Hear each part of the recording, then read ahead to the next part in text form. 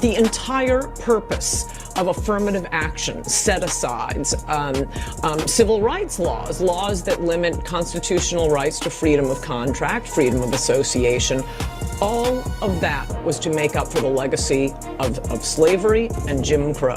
So unless these benefits are going to, roughly defined, foundational Black Americans, the descendants of American slaves, you've taken away the whole purpose of this. So to make the point that Kamala isn't a foundational Black American, I'm always pointing, unless these benefits are going to, roughly defined, foundational Black Americans, the descendants of American slaves. African Americans built this nation. We built this nation. You're just starting to get real credit for that, okay? I don't know if you know that. You're just starting to you built the nation. We all built it, but you were such a massive part of it. Bigger than you were given credit for. Does that make sense?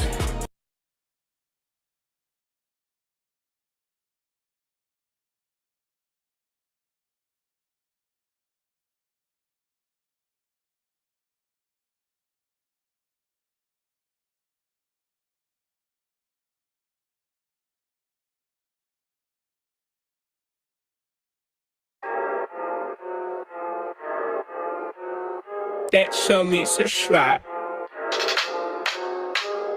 Make no mistake, we're the only Black people in y'all that only eat rat, eat cat people. You ain't Black, you ain't that. Matter of fact, your Black is repo, I'm taking it back. Cause y'all making it whack, faking jacks y'all from the slave, raiding the tax. Bitch. We built the foundation, our innovations were groundbreaking. You ain't wanna get down, now you're around, hating, faking. With the lineage in and out, the ground shaking. Someone say, FBI, we don't run away. We stay, we slay, we pray, we say,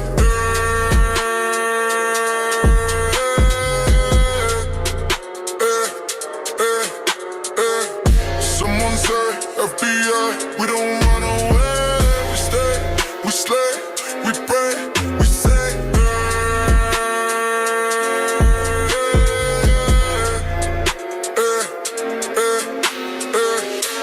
mistake, we're the only Black people and y'all the only eat rat, eat cat people. You ain't Black, you ain't that. Matter of fact, your Black is repo, I'm taking it back. Cause y'all making it whack, faking jacks y'all from the slave, raiding the tax. Breaks, pause, we built the foundation, our innovations were groundbreaking. Y'all ain't wanna get down, now you're around, hating, faking, with the lineage eating, now the ground shaking. Someone say, FBA, we don't run away. We stay, we slay, we pray, we say.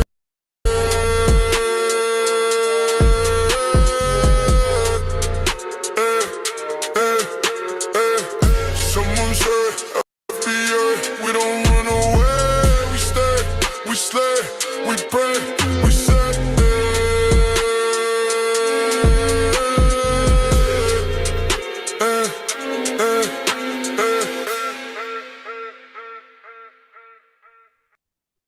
Yes, sir. Yes, sir. Grand rising to the family.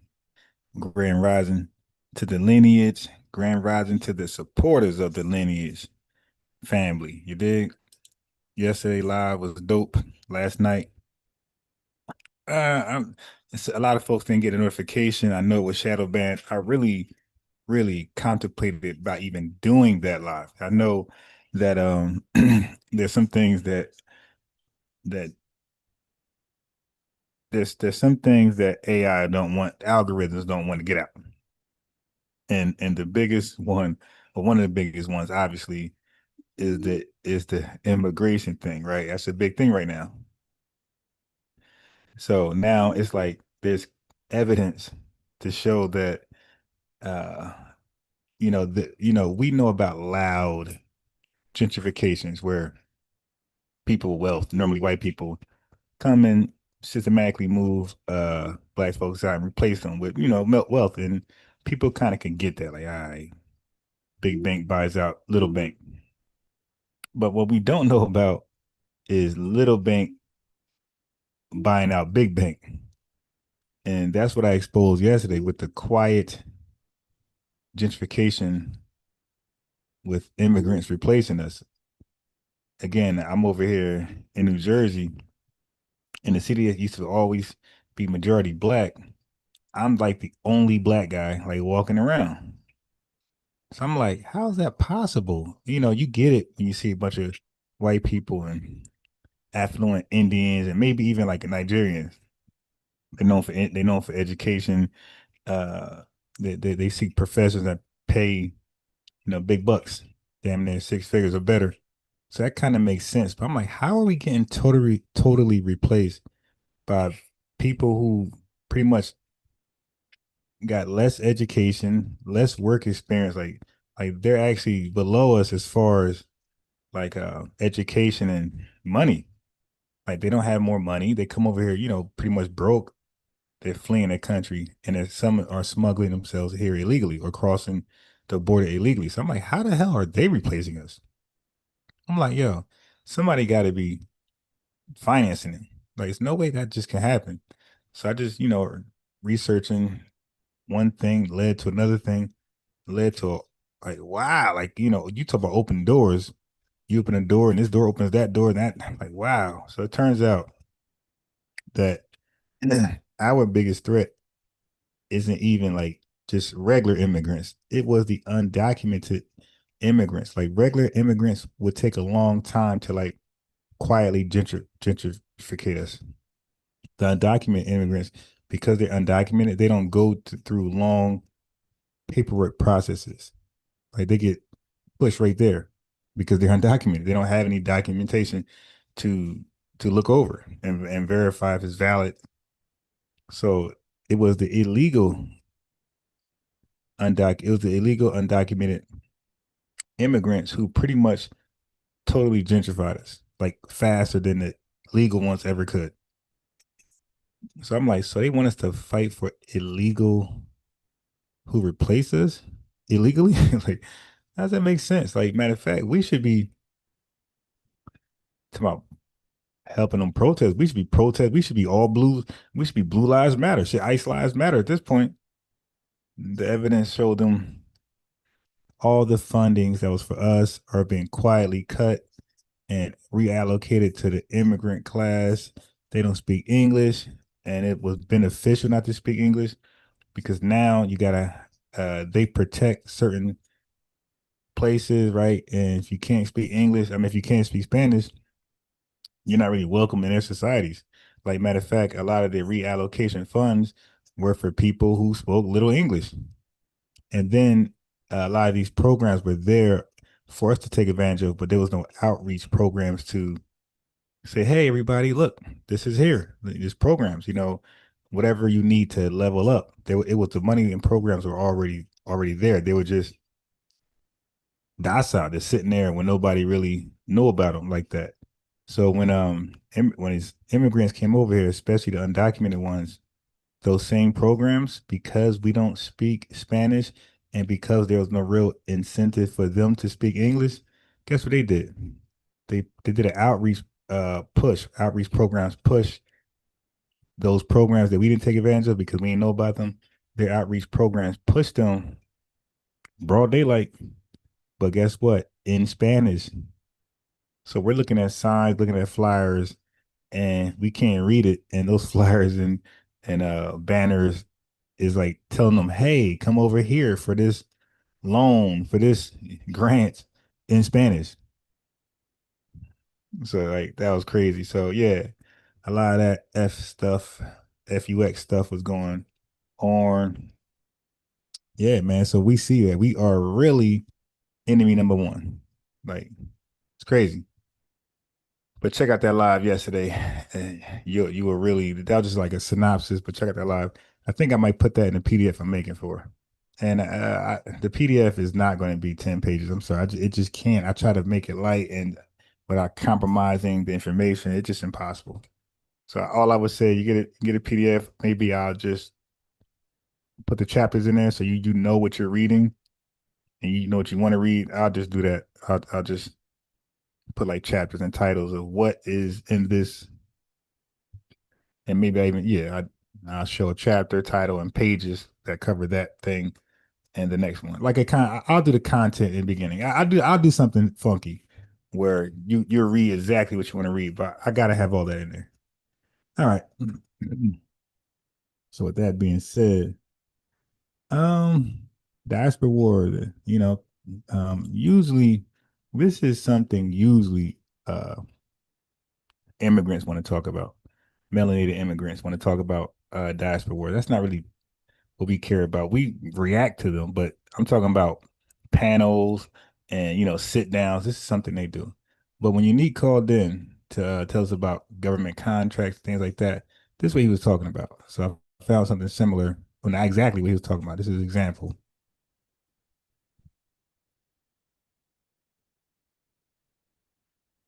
Like I was trying to tell him, like this ain't a solution for 43 million. This is an avenue for some who already doing this type of work or have something to offer. But this ain't the end all be all. Okay, so here we are.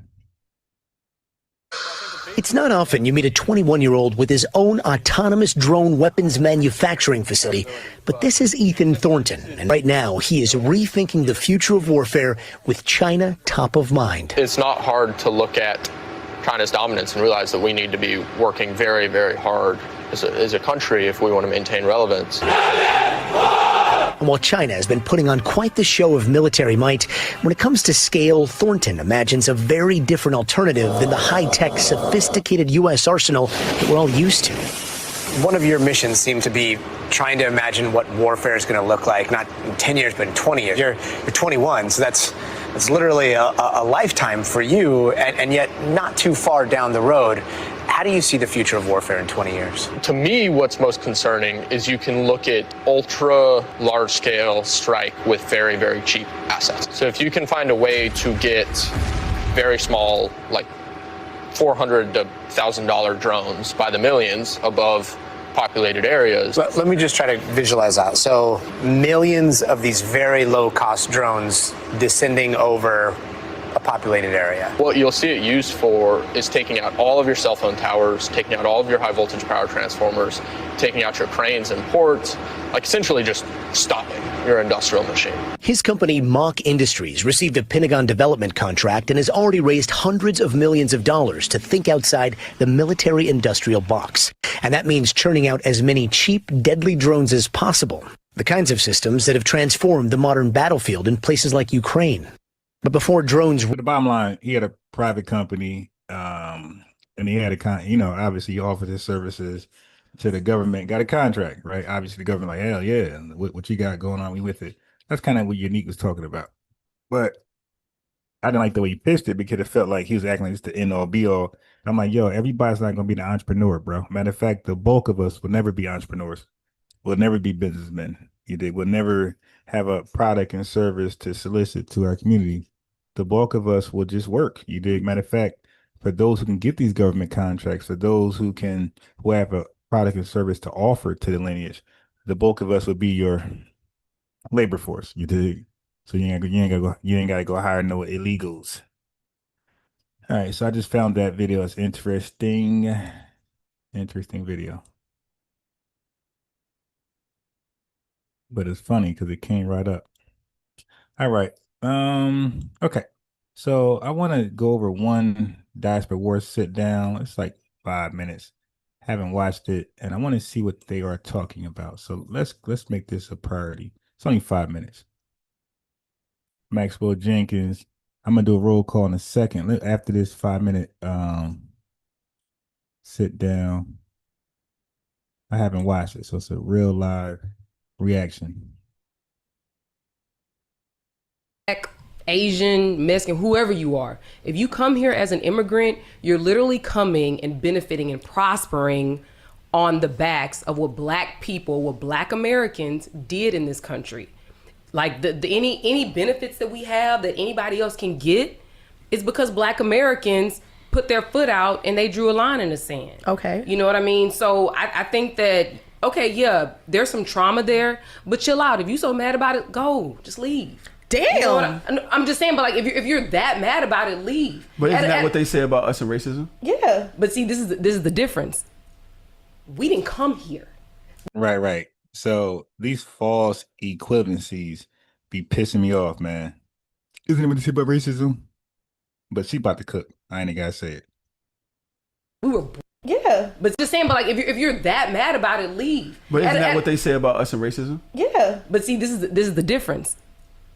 We didn't come here. We were brought here. There's a difference when you make a concerted decision to leave your house, wherever it may be, and then come here.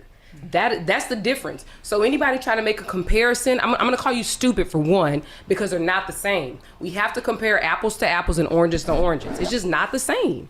You know, so I feel like I understand the trauma. Cool, you know, you don't like Black Americans, but don't shit on us and then go and get a scholarship, you know, or don't take advantage of affirmative action, or don't take advantage when it existed. Yeah, like it's just that, right? The comment that I read that was aggressive, you didn't take a liking to it, right? Mm-hmm. Have you heard Black Americans speak about West Indians in the same manner? Listen, I know there's all types of dialogue that exists that's divisive.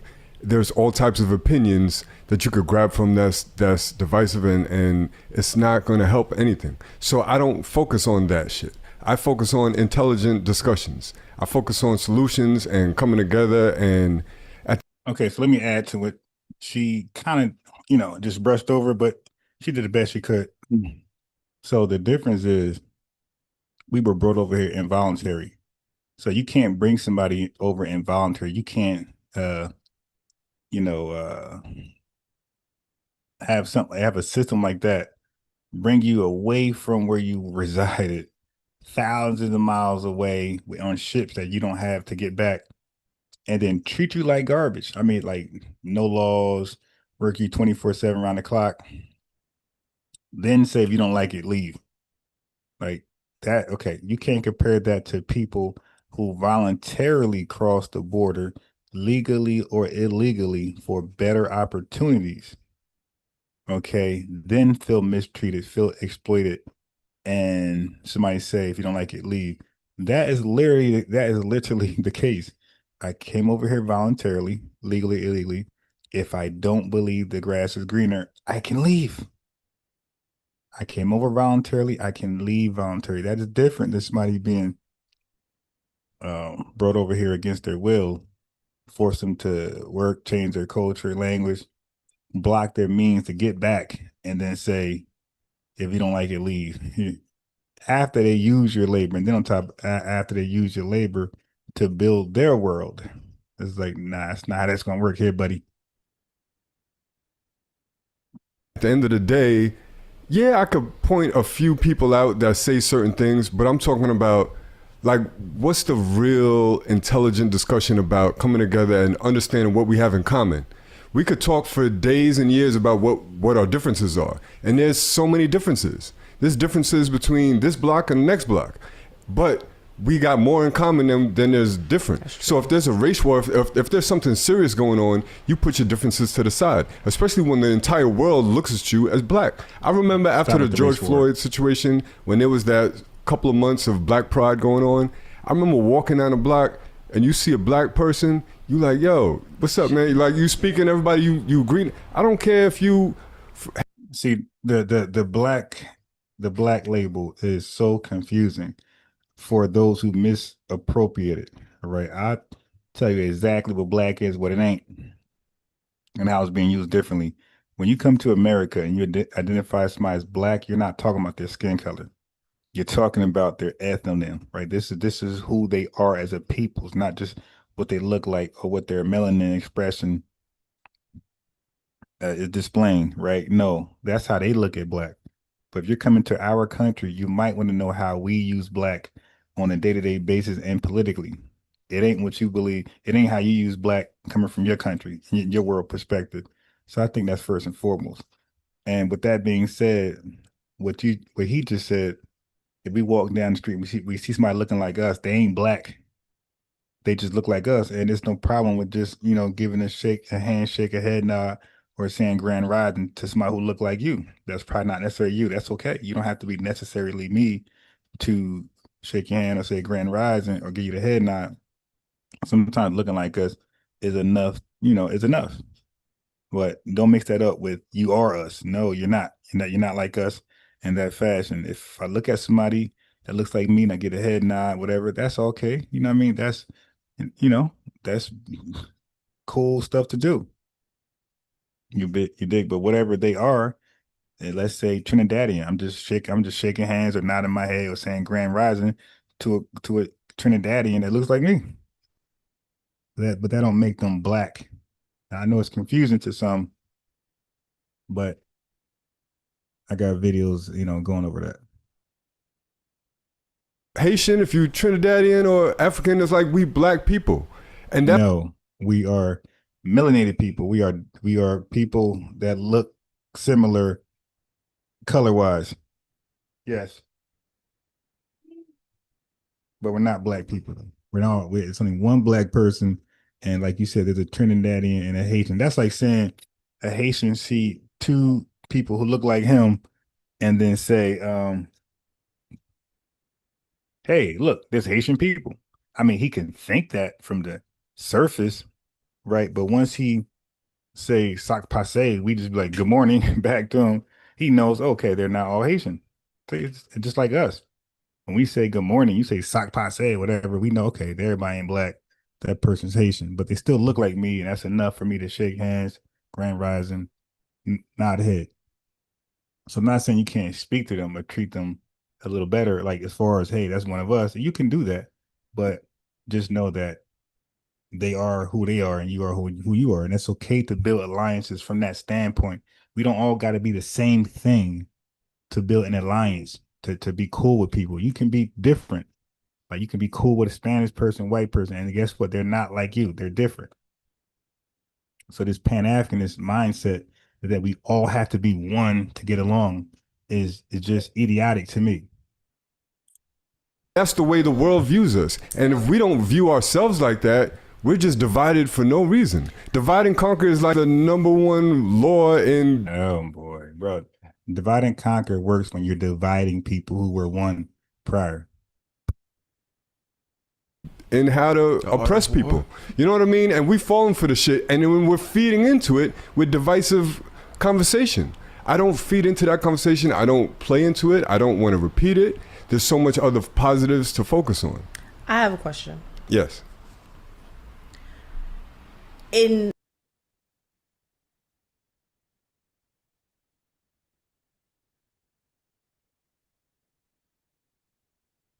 Okay, before her question, he just said he don't even want to talk about it. And that is the problem. Right there. You got this thought, you want to ignore the nuances in that thought, the confusion in that thought. It's like, dude, there's many ways to go with that thought. There's things you got to consider in that thought. But like he said, he don't even want to talk about it. Because once you talk about it, you're going to know it's not kumbaya. And nobody, not at work, man. Some of y'all, a lot of y'all gotta, some of y'all, a large part of y'all gotta start respecting Foundation Black Americans. That's it. I have a question. Yes. In a perfect world. Yes. Fine. But if you're dealing with trauma, so we're talking about real trauma, right? Mm-hmm. From a group of people that have said and done things to make you feel lesser than, to make you feel not included, to make you feel less American, to make you feel less accepted in your adoptive home. Why would we dealing automatically assume so we're talking about real trauma, right? Should put that trauma aside that they've dealt with just to fight for us, not knowing that if it was reciprocal, it would come back, because it's not as pro-Black. So I've said before on this show, I'm a Black American technically with Caribbean roots and an African name. So being a person that was born and raised in Brooklyn, New York, I don't know what that even means. Let me run that back, Turbo. It would come back because it's not as pro-Black. So I've said before on this show, I'm a Black American technically with Caribbean roots and an African name. Okay, that sounds like a ball of confusion. I don't know how you're a Black American technically, right? That sounds like cosplaying, but let's see where she's going with it. So being a person that was born and raised in Brooklyn, New York, I got all of the shit. I got all the Caribbean trauma from my father coming up to school, saying certain things. I got all the Black girl trauma from other Black people when we have that divisiveness and we talk about colorism and stuff like that. And then I have an African name. So I have that trauma from a name that's attached to a culture that I'm not attached to. So I had no pride in my name. But I got all the African booty scratchers and all the tar babies and all you African bitch and da-da-da-da-da-da-da. So this is trauma that I dealt with as a Black American in America. Yeah, it's not Black American, but I get what you're saying, and that does sound like some craziness. So I can understand, you know, how traumatic her childhood was growing up. I get that, but you know, she's an anomaly. But yeah, but the Black American part, see, you're adding that to the trauma because according to what I'm hearing, you're not Black American, you are Caribbean. So you're taking on trauma you don't need to take on. You don't got to take on our burden. Just you know, take on what you got already. That's naturally, which is your African name. That's true. You got to deal with that. And your Caribbean roots, like those are your real two traumas. The Black American thing, you were putting that on yourself for no reason. And you know, man, that shouldn't be there. If I wasn't a Black American and some shit popped off, I tell you right now, I'm not riding for none of them niggas that came at me crazy. Because when it was time for me to... Okay, so that's, again, that made no sense. That made no sense. You're holding whoever you supposed to be riding for. I don't know if it's the Africans, the Caribbean, or Foundation Black Americans, but whoever that is, you're going to judge the entire lineage off a few people in your school that picked with you when you was 9 years old. Yeah, like, listen, some of you folks just need to see a shrink. Everybody who was ever called African booty scratcher, you should consider seeing a shrink. Okay? Really, because if that word is that bothersome, that's like saying, you know, there was words that we call people from the LGBTQIA plus community that's bad now. It's traumatizing. You know, it's the F word, F bomb, right?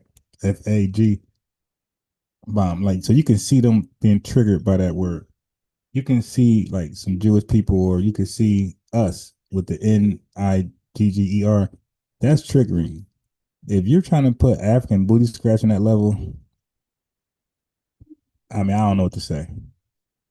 But be included in this space, I was ousted from so many different angles and so many different things. We're expecting people to negate trauma for Blackness, but when the Blackness, I ain't never been called the African booty scratcher by a white person or even a Hispanic. They called you by a white person. Guess what? There are things that white people are never called by Black people that they call themselves. There are things Hispanics are that we don't call Hispanics. See, nobody knows what hurt you other than people you're around. People who you grew up with, family and close friends. So, right, you probably won't ever be, because that's like a Black guy saying, I never been called the NIGGE hard R outside of a white person. Like, yeah, that's how it goes, buddy. Right. So certain words are designed for certain people. It don't go outside that. Like, but again, shrink. If African booty scratcher hurts that goddamn bad, please go talk to someone. You call that at 9, 8, 7 years old, and you're holding on to that, condemning a whole lineage. Or even a Hispanic. They called you the hard ER.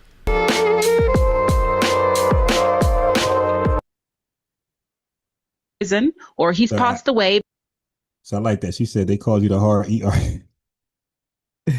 Yo, that sister, the sister I was cooking, I would love to Do something with her, have on the show. On the live. All right, so where we at right now? Oh, okay, so we can do a roll call now.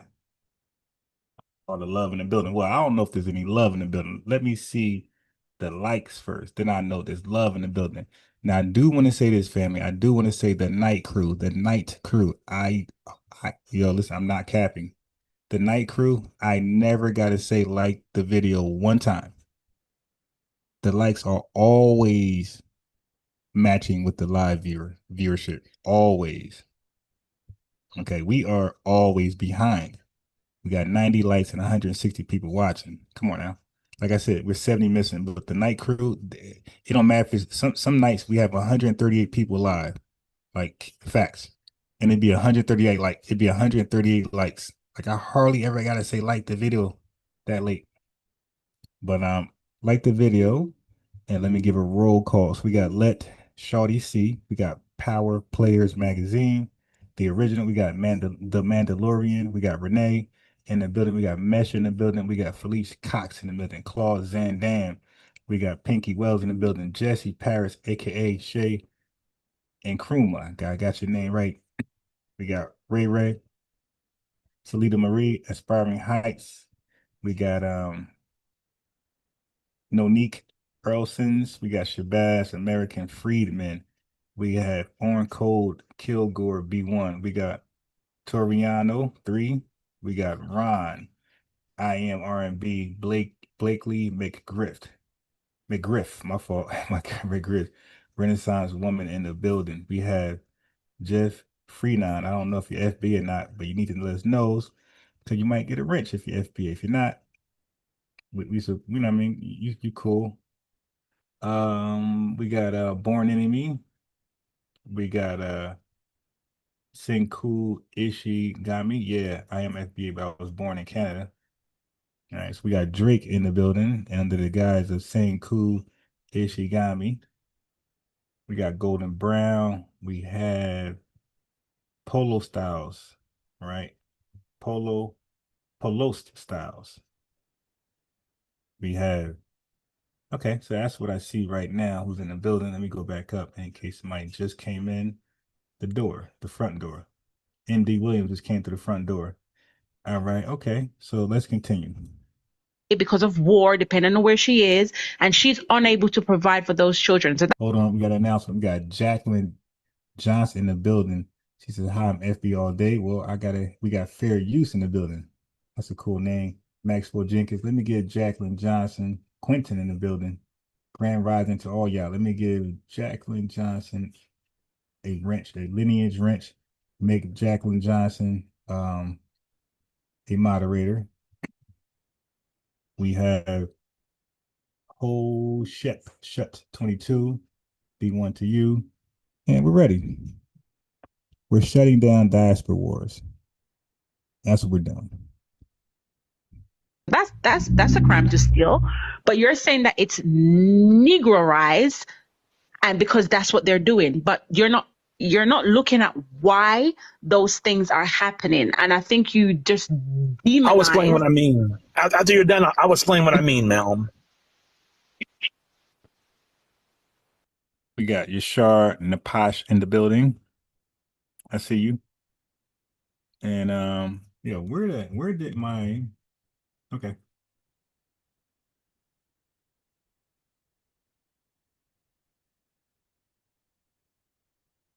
That ain't me. So why are you talking about the Black community when Black women are the more likely to go and graduate college than any other race?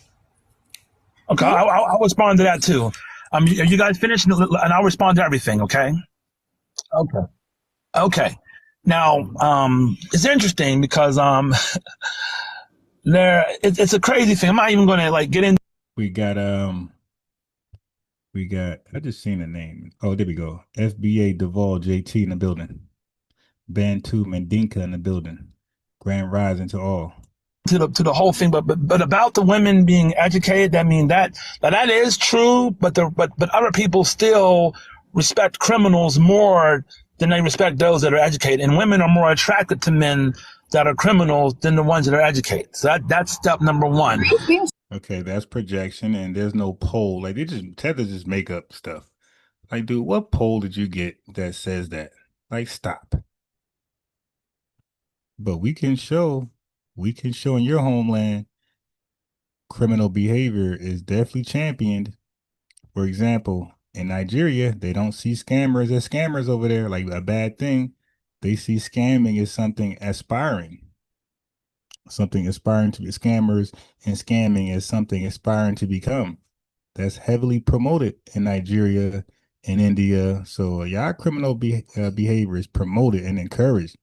And people want to, over here, people want to be like Mike.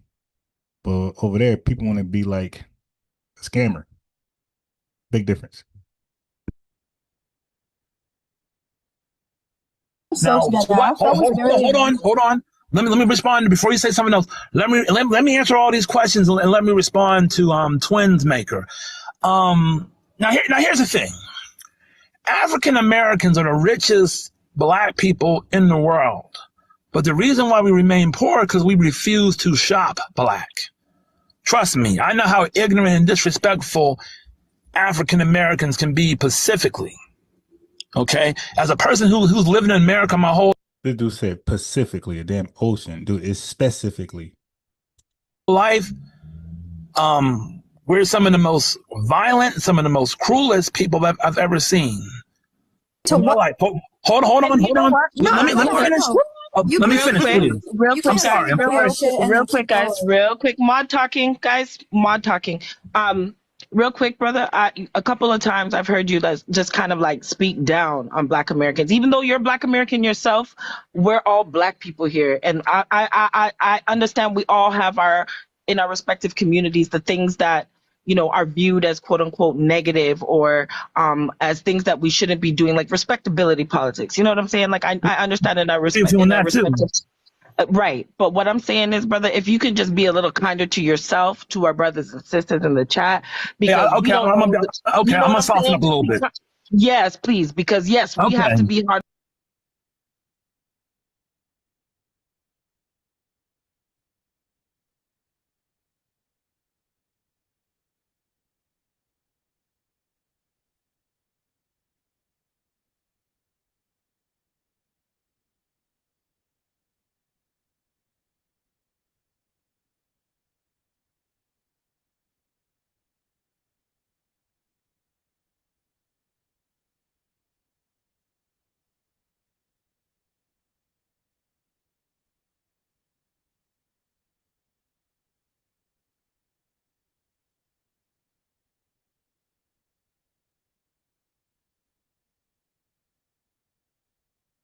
Yeah, so there should be a concerted effort for us to support each other, like especially when we offer an alternative or competing something.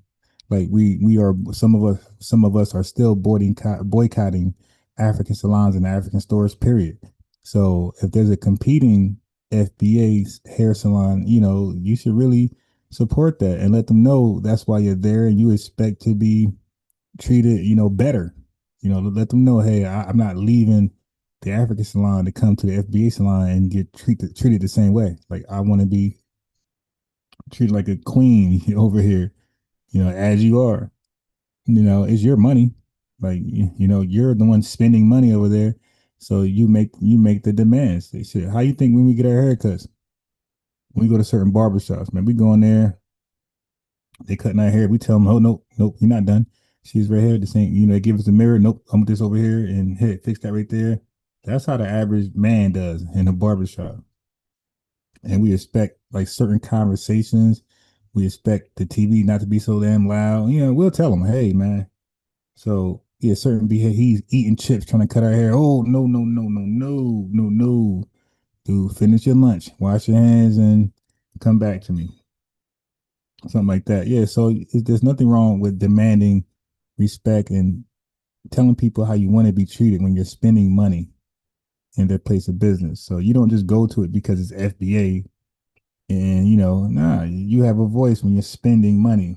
But anyway, concerted decision, concerted efforts to support FBAs. I'm live. I try to bring the most latest updates and news, and I try to bring innovative and I break stories. I try to do my best to be unique and stand out. And all I ask in return is folks to just support. Like when I'm live, support. Like let's show muscle and numbers, and then like the video. That's it. Support in mass numbers and like the video. Okay. When we get to the 300, 400, 500 viewership, you'll see we're gonna be really aggressive in getting folks on here that's been like haters of the lineage and holding them accountable. Nothing's going to change. We're going to bring them over here, but those numbers is going to incentivize them to want to come and talk. Right now, they are running and dodging. Like you guys see me reply to people on a live, like, "Hey, what's up? Hey, let me invite you to the podcast and panel." And they're cloud chasers, so they look at the numbers like, not yet. So if you're going to cook me, at least my name get out there. You feel me? So that's all trolls and tethers care about is clout. They don't care about negative clout. I seen Chaotic Truth on Sinetta TV just getting roasted, and he just smiling because he just want clout. They just want clout. They don't care. They don't care if you embarrass them. So with mass numbers, we can force people back over here. Like we could get the brother Reggie's back over here, finish cooking him. Finish holding people accountable. Yeah, I'm telling you, man, they are clout chasers and they go where the numbers are at. On ourselves, but what we're trying to do is not, kind of further the division. We want to kind of, we're trying to bring. Okay, I'll take it easy. But the reason why I'm so critical of African Americans is because I know compared to what other Africans have around the world, we are rich compared to those other people. And we're supposed to be the ones that lead the struggle. Because in the past, when we look at most of the leaders were either in America or they started in America. Or they were from America. So when you look at Marcus Garvey, he got big in America. Why do they bring up Marcus Garvey? That's why I do so many videos on Marcus Garvey, because I am and I already did single-handedly bury Marcus Garvey. He's done. Like whoever thought he was legitimate and was a black leader, and trust me, I got enough information out there where you don't respect him at all. Zero respect for Marcus Garvey. And you see what I did to Professor Smalls, and this is just truth. Like dudes that's seen as like great, but they got heavy disrespect for FBAs. I help to expose them and highlight their disrespect. So whatever light they were under before, that light is a lot dimmer. Hold on. Hold on. That's not really guys, in the comments, you have 4. And even Lord Jamar, even though he's like kind of cool, but I also highlighted his disrespect for FBAs. You dig? I know it's unpopular, but I shined that light on him as well. It seems like he's a rider, but he had some early hiccups where he really did not respect FBAs and disrespected us every chance he got. It seems like he grew past that, but we can't really say that until he looked back at his actions and apologized formally. 400 more to go. Please, I want to see I want the comments back too, please. But y'all gotta keep tapping. We can't keep the comments on if y'all are just gonna be sitting there watching us. Y'all have to keep tapping. That's a cool that we just met. April's Jewel says we need FBA braid shops in NYC, Queens, and Long Island. And what I'm saying is that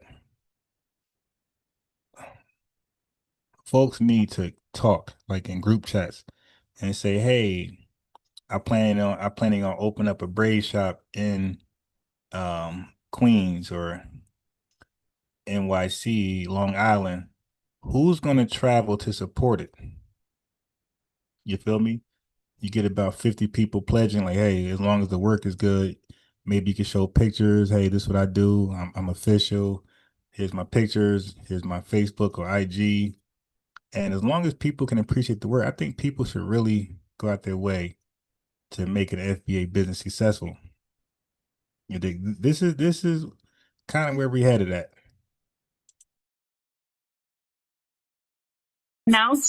A public announcement.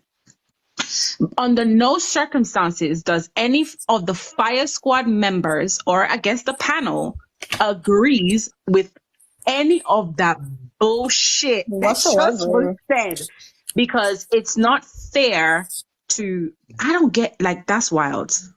But when he said about African Americans, you know, us we're the richest and that us African Americans, that's not true you mean your people them, you mean the Negroid, you mean the melanated beings, you mean the gods, you mean the goddesses. G comment.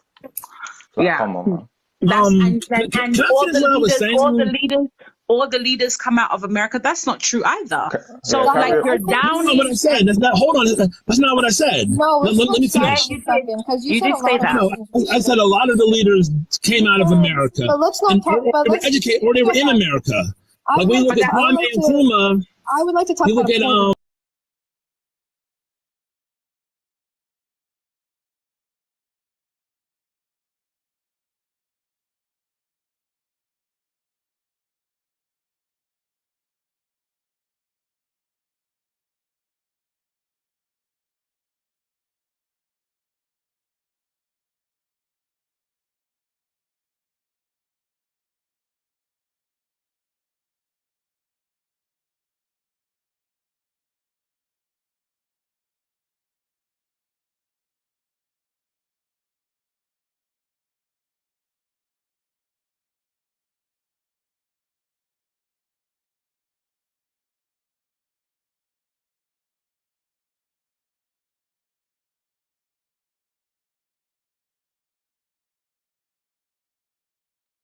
So nothing he said was wrong when he said most leaders that we know worldwide either are FBA or they come from our country.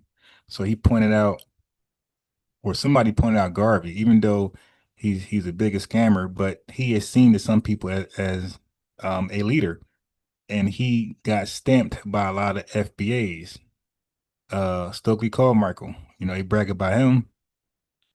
FBA, you know, as far as influenced, FBAs put a battery behind his back. The civil rights movement put a battery in his back, and he began to do things for Ghana, you know. So nothing he said was wrong. He said most leaders known worldwide are either FBA or they got stamped by FBA. And that's why I say, like, it's really hard to build an alliance with anybody outside of America because of that. It's like their denial, their hatred, their envy, their jealousy is just it's too out of control. And that's why we need to delineate. We gotta let them sit by themselves, figure things out, and let them see, hey, you can't get much done without these folks you hate so much. And we stay to ourselves and we work on ourselves and we plan and innovate and invent like we're known to do and just be great. But to deny that the world leaders that's melanated come from America or inspired by us is just envy, hate, jealousy, denialism. What's the other guy? So the person who liberated Nigeria. Let's talk about Sora, 1 second, sweetie. 1 second. 1 second, Sora. 1 second, Sora. 1 second.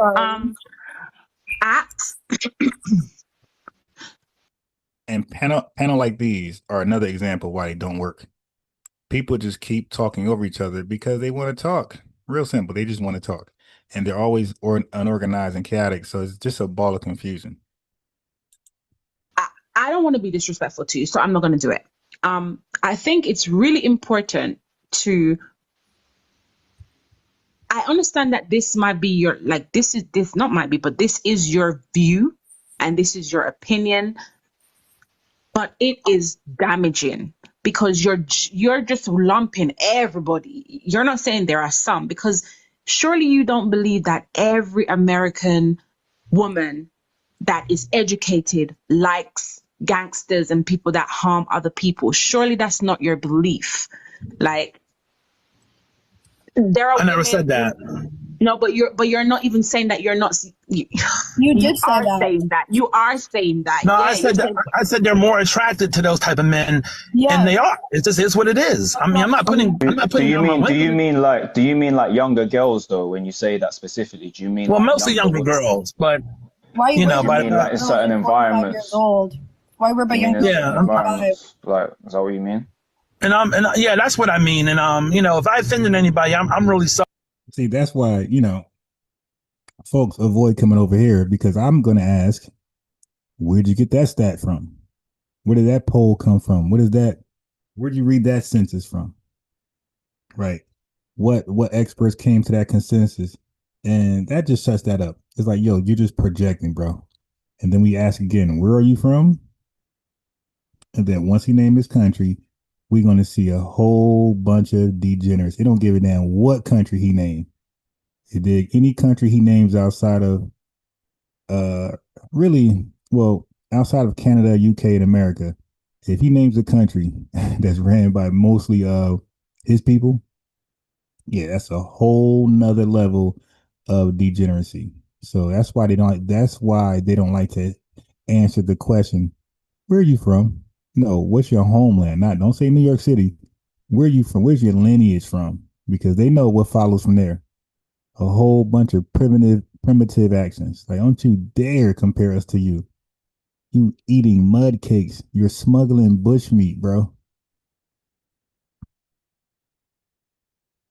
Sorry, but I mean, I do love my people, but I'm not going Doesn't to. sound like it, to be honest. Hold on. When you want your people to do good and do right, then how about you have a Hold on.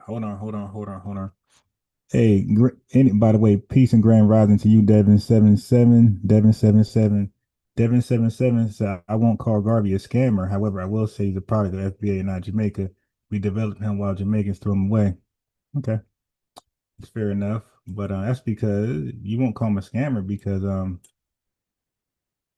you really have not researched his works. Okay. So let me get you on here. So I'm gonna give Devin a link, because Devin, this channel is called FBA News and Updates. So that means that we know something that the average person does not know. So when I conclude something, and not saying I'm perfect, I'm always correct, but I got a track record of being more right than wrong. All right, so let me give Devin the computer link. I got a phone number for you as well, Devin. Okay, because obviously you don't know the Marcus Garvey works in America, but I'm gonna help you out in a brotherly way. Okay, so Devin, that's the link, and here's the phone number. If you just can spare 10 minutes, that'd be great. Because maybe you and I got a different definition of scamming. But Marcus Garvey was 100% a scammer, and he also defrauded the government. So we can add both there. He defrauded Foundation Black Americans. I'm sorry. He scammed Foundation Black Americans, and he defrauded the government. So if that's not a scammer, I don't know what is. Exactly. Tashi D says, that sounds like a scammer to me. So maybe Devin protects scammers. Maybe Devin got some scamming business ways, practices, and he is covering for Garvey to protect himself. I don't know. But when somebody say Garvey is not a defrauster and scammer, they really never researched Garvey's history. They just, watch Pan-Africanist videos all day long. Devin, everybody's waiting for you to click the link or call the phone number. All right. Okay. I'm gonna continue the show, but everybody's calling you an agent, buddy. So let's continue. But you bring up solutions instead of talking like some solutions. That's a good question. I'm glad you're putting me to the test. I will. So one of the first solutions I believe that can help Black people is focused on what do you call it? You're focusing on self-development. So focusing on becoming a better person and treating each other better. Yeah, we know there's always a bunch of lying Pan-Africanists that are in the building trying to defend Pan-Africanism even when it's wrong. You dig? And expose. Garvey is a scammer, bro. And that's why you didn't click the link or call the phone number, because you don't want to know he's a scammer. You want to believe the lie that he's this great black leader that inspired Malcolm X and inspired Dr. King. You want to believe that lie. And that's why you didn't call in. All right. D Mac, peace to you. I just seen smells coming in the building. Cal, call, Big Cool is in the building. Yeah, so brother, you in the wrong. Hey, Devin, you in the wrong chat. We know Garvey's a scammer and a liar and a fraudster. We know that. And not only do we know that, the people of his time knew that. He got called out. Hey, Devin, we know you ran. Okay, you're trying to do a quick Google search. Is he a scammer? It's going to say emphatically yes. All right. But so we know you ain't shit by not clicking that link or calling. So we know what you want. But the Garvey peers at the time he was living called him a scammer to his face. And in the newspapers, they called him a scammer. White NAACP white people called him a scammer, and other independent writers, journalists called him scam. White people called him scammers. Everybody knew the guy was a scammer. It was clear as day. Clear as day. But he got called to his face while he was living a scammer. And that scamming and defrauding, Devin, ultimately led to his deportation. So I know you want to believe he was attacked and the Messiah. Oh, he said, J. Edgar Hoover said, we got to stop the Messiah. Well, they wasn't talking about Garvey, bro. They said we got to stop this damn snake oilsman. That was Garvey. And taking the time to understand one another better. Sir, you can't even do that. You can't even do that based on what you're saying. So start with yourself. I don't think you, as a person, should even be talking about this. Hold on. You asked me a question. I get what you're saying. I understand you don't like. I understand you don't like what I'm saying. I understand you're frustrated. I get it. I'm not frustrated. Let me just share my view. And anybody else that thinks Marcus Garvey was not a scammer or he defrauded the government, please ask for the phone number, ask for the link. Let's have a small conversation. And maybe Devin can learn indirectly since he didn't want to learn directly. Okay. I had so many Pan-Africans come over here and bow down to Garvey being a scammer. Okay. Because the evidence is just inevitable. It's irrefutable. Okay. Points. I'm embarrassed by you, to be honest. I'm not embarrassed. Okay. I'm embarrassed by you, sir. You're embarrassing and honestly disappointing. You're 45 years old, and that's even more embarrassing. No, that's not. That's your opinion, ma'am. I want to hear his solution. I want to hear his solution. There's a lot that we, as African Americans, there's so much better we could do as a people. Yeah, we really could. We got to stop lying to ourselves. There's rhetoric. Great point. Empress La Tess, she said he was a scammer just like Umar. And Garvey was the first leader of Pan-Africanism. Okay, he was the first. Like, what they would brag about is different conferences and this person held and this person held about Pan-Africanism. But the first unified, the first leader to say, I'm a leader, I'm the spokesman of Pan-Africanism was Garvey. And that's why a lot of them deny he was a scammer, because he is the leader of their movement. And if your leader, if the founder of your movement is a scammer, there's nothing that can happen from there. And then the second leader,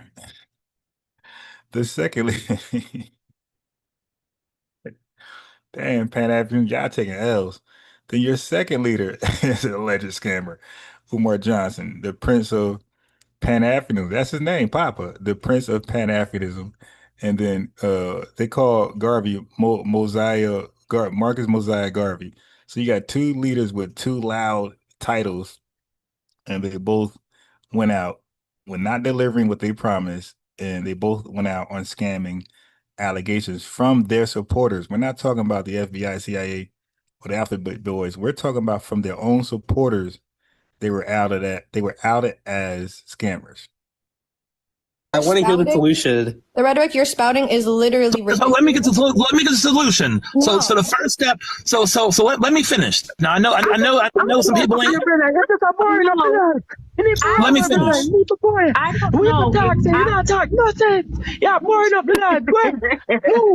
I don't know. So also with that, I don't know. Ax, I don't know if you're worse than FBA or you're the same, because this shit is what you're talking about American people like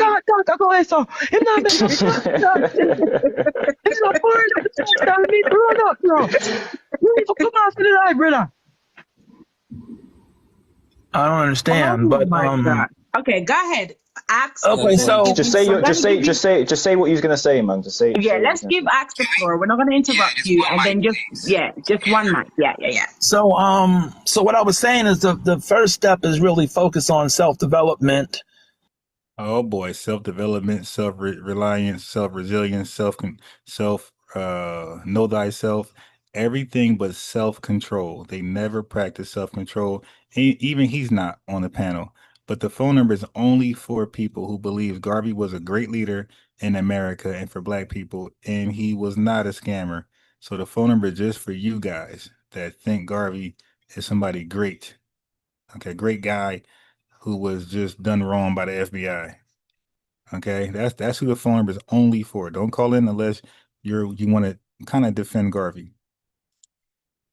Peace, and I'm not saying that I'm Combo, perfect or that I'm better than anybody else. I'm saying we all need to work on self-development, but treating each other better is step number one. Step number two is we're going to focus on creating a community code, a community code. So there's guidelines of do's and don'ts, stuff like you don't mess around with married people, you don't cheat on your spouse. If you want to be in an open relationship, you be honest. Let me use that as an example. If you have a disagreement with someone, we can talk it out instead of harming one another. Why does a tether always want to bring on some type of influence leadership codes to FBAs? Like, dude, no, man. We already on code. So that's the thing about these tethers. They be late. Hey, everybody, we need to establish a code where we can don't sleep with your wife and don't, bro. We already got a code, man. You're late to the party.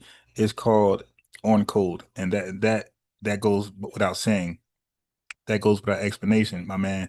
All that's included, because sometimes, when you're of the lineage, we could just say something like everybody got to be on code, and that's already understood, and it needs no explanation, my boy.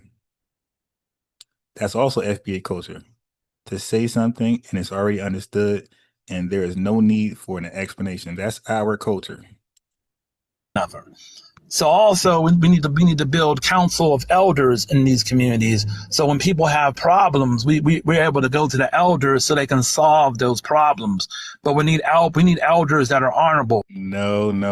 We're not going to no quote unquote elders. There's no such thing as elders. That's a made up Pan-Africanist bull crap. And I'm passing. There's no elders. Okay. All of us has a voice. You dig? We practice real democracy. And within our lineage, all of our voices are equally as important. Although we do respect the experience of those who have the experience, we respect the expertise of those who have the expertise. You feel me? So qualified individuals will be highly respected and highly considered, but they also ain't the end all be all. They say it and it's true. It's not how that works. But there are no elders. All right. Again, it goes back to what is already understood, don't need to be explained. When we were taught as kids to respect our elders, nobody actually told us what an elder was. Like, you see over there, that's an elder. Respect that. But over there, that's not an elder. You don't got to. No. Again, as kids, as part of our inherent culture, as kids, when we were taught respect to elders, we already knew what an elder was. It wasn't even further explained after that. We already knew who would be considered elders and who wouldn't. Okay. And we were taught to respect them, not to believe everything they say is the word of God. So no, we're not going to no old people talking about, hey, we're not going to go to old people 70, 80 years old about 2025 problems, problems in 2025. We're not doing that. Like, they are so out of touch, outdated, that ain't happening. They have no idea what a drone is. The AI, chat, GPT, all the stuff that we have access to. No, sir. Like I said, we go to qualified individuals, but all of our voices are equally deserving of respect. So the elder practice, y'all can keep that within Pan-Africanism circles. No, thank you.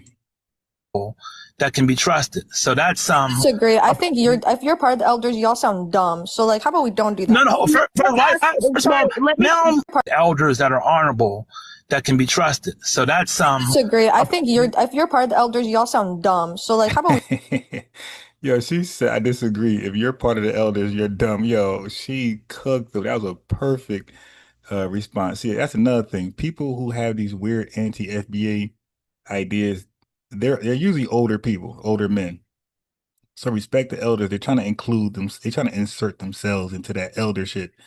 And her response was classic. Oh, no, I disagree. Because you're part of the elders. I think you're dumb. Yeah. Oh, my gosh. She cooked them. In these communities. So when people meet with someone, we can talk it out instead of harming one another. So also we need to build council of elders in these communities. So when people have problems, we're able to go to the elders so they can solve those problems. But we need elders that are honorable, that can be trusted. So that's Disagree. I think if you're part of the elders, y'all sound dumb. So like, how about we don't do that? No. First of all, now there's no. If you're part of elders, then you're oh my God, one more time. That was honestly don't solve those problems. But we need elders that are honorable, that can be trusted. So that's Disagree. I think if you're part of the elders, y'all sound dumb. So like, how about we don't do that? No. She said, how about we don't do that? Oh my God, that was a perfect clap back. Oh my God, she cooked them. First of all, there's no. Honestly, sister, I am confident that Sarsuke could take you on and win, sir. So I would really appreciate it if. Hey, Les Shaw, you see, said we have chiefs. Africans have elders and kings, and guess what? African elders said, yes, that's a good idea, white man. Let's round up these FBAs and let's sell them to you. So elders in Africa definitely sold us over here. So we're good on that. If you would just let me get this out, okay? Because otherwise, I'm gonna just let her have at you. All right? Okay. So I'm asking you kindly, sir. I'm asking you kindly, sir. I'm trying to spare you, sir. I'm trying to spare you. The thing about it is, first of all, I'm not saying I never claimed to be an elder. I'm not claiming to be nobody's elder. I'm just I'm sharing my viewpoint. There's nothing wrong. I am telling you right now, sir, that you're not even giving me an opportunity to save you, sir. That's what I'm trying to tell you. Okay. What did it save me from? I don't understand. Okay. Oh, the shouting. It's so crazy. Can I get his ass now? Oh, my head. Listen, I don't disagree. Hold up. I don't disagree that we need to have a community-based system. I don't disagree with that. But okay, these must be non-FBAs talking about this community-based system. Listen. All right, let them go on, but come on. I would be very alarmed. I would be very concerned of who those people would be, because if they will be people on the wavelength that you're on in the way you speak about America. Got to read this comment. Empress Lattes says Africans are traders, and now they want traders, like trading, slave trade, and now they want solidarity with us, only to continue stealing from FBA. Right. They won't even admit. I did a show yesterday morning how they won't even admit to their huge role in the transatlantic slave trade. They won't even admit it. They act like they will say, oh, it wasn't us. It was white folks. White folks did everything. They came over, they rounded you up, they sold you to themselves, and we found out you were in America. We came there to save you. Yeah. They won't even admit to their huge role. And if you get them to bend a knee, they will say they will attempt to minimalize their role. Women, I'm not sure if you're speaking about women in general or just American women. You triggered everyone. I'm not an American woman, and I don't understand. We can tell you now. But sorry. People they would vote on who the people who would be the elders would be what the community voted on. The community would vote to pick who's going to be in that leadership position. So are you trying to say we need to go back to tribalism? Is that what it is? Because it sounds like not the goddamn. Well, I'm saying we need to take some elements of that. I'm not saying we need to go all the way back to I'm not saying tribalism in that way. I'm saying that we need to go back to some of the things that we did use when we were on the continent, because some of those things were effective. See, he said on the continent. So he's trying to bring FBAs back to Africa. Look, but the sisters got them. Well, even the non-FBA sister got them to like expose. I told you that elder stuff, man. That's that Pan-Africanism rhetoric. I'm not saying tribalism in that way.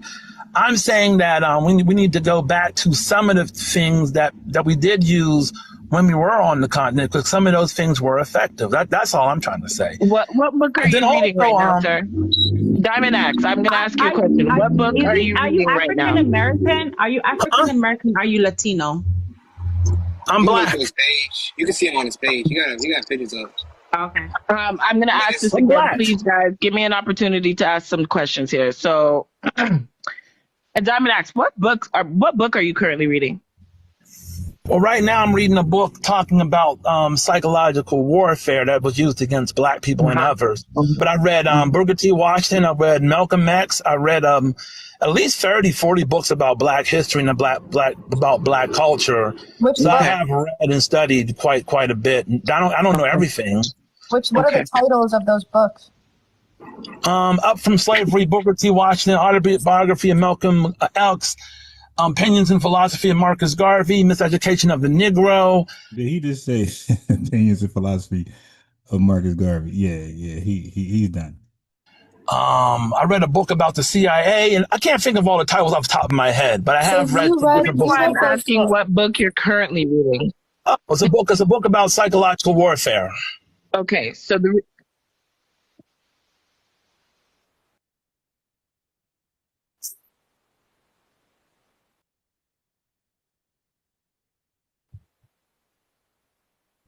That's not me. That's their audio, by the way. That's not me. Thank you. That's what I was trying to say, because it sounds like you skimmed them and then didn't retain any of the information. That's not true. Sir, the way you talk, if I went on your page and you were a white man, I wouldn't be surprised. No, I'm not a white man. I'm a black man. And see, the reason why I'm so white man, I'm a black man. And see, the reason why I'm so white man, I'm a black man. And see, the reason why I'm so that's the video. White man, I'm a white man. Answer though. I want you to. Okay, let me answer. Okay, let me answer. Go ahead. Ma'am, allow me to answer. Thank you. Be concise. Now the biggest roadblocks I've seen to black success is the fact that other black people do not shop black.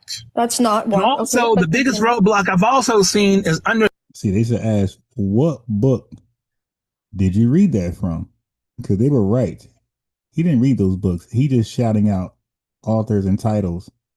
Well, your information that when you have a chance to talk, your information not coming from those books. They're not rooted in those books.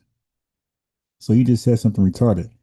I would have asked, sir, which book did you get that from? Out of the ones you named. Understanding how to properly run and operate a business. Okay. I get everybody get a job. That's all. Access to proper bank loans and redlining. Those are the two ones. Those are the top two. So redlining is one of the biggest reasons that keep black people in poverty and perpetuate the poverty cycle, which again negates crime, right? It's the prison to it's the poverty. So what you're saying, right? You're telling people to pick yourselves up by the bootstraps. All these other minorities do it. We've talked about this already. Yeah, so he's just another tethered conservative. That's all. He's a tethered conservative. I'm not talking about minorities. About the model minority myth again. Yes, Asian I'm people. not. First of all, I never said that. That's not what I said. You did say earlier that we. You're putting words in my mouth. Relax. You didn't say any races. No, you're putting words in my mouth, ma'am. You didn't say any races, but you're saying that. Well, someone did say that. Racism does exist. I never denied that. No, that's not what Racism is real. And I never denied that. This is why when you read books, you can't process any information because you aren't listening to listen. You are just talking. So stop. Okay? When we look at businesses and you see other minorities, specifically Asian people, Latinos, even South Indian people, again, you have to understand that those people came here on visas, right? The visas that they got usually indicate that they have money or they have of already like established college degree. So they're already ahead of a kid who like just graduated college and is in hundreds of thousands of dollars worth of debt and can't even get a loan. Okay. You need bank loans. What the real issue is, right? The real issue is that there's no money within the communities. Fuck a business. There aren't even food banks. There's no community gardens, right? They put all their money into churches and they put all their money into consumer goods.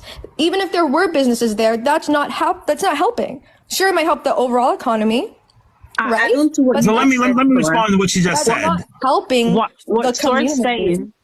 Let me respond to what she just said. When we do have businesses, we are paying double, maybe triple, maybe quadruple the prices for our goods as our counterparts because of them set on not having us in business. It happens here in the UK. It happens here in the UK a lot, where actual East Asian people that own businesses in the UK, they literally plan and that's not true. Black-owned businesses. How do you know that's not true? That's Myself and Maximum, we live in the UK, and there are other people in the chat. I wasn't talking about you. I was talking about what someone said in the comments. I'm sorry.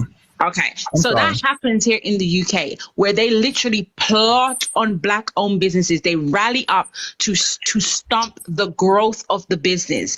They make false claim to the boards of environmental health. They make false claims to fraud, to the tax people. They do that, and they get the businesses shut down. It's like TikTok. The more you complain, the more you get bullshit on top of you. That's what they do over here in the UK. That's what they do in Uganda, in Kenya, in South Africa. These are the things that they do in Jamaica, Chinese, and all these things are happening. And for America, it's the Palestinians, the Jews, it's all them other people. So for you to come up here and then refer to Black people the barrel, that's bullshit. Okay, let me respond to what you just said, Mel. Let me respond to both comments. Now, number one, African Americans make $1 trillion a year. So if we want to get access to capital, we need to put all our money into black banks. That's where you're wrong, sir. That's where you're even have a black bank. Hold on. Listen, there are black banks in America. There are black banks in this country. Tell me one, because I want to hear that. I want to hear that. Tell me. United one. There's a list of black banks, and on the top. Now there's one. I just gave one. If you would. All right, so you asked for one, and sister gave one. Now what? Stop over talking me because he said he wanted to know one. I just gave him one.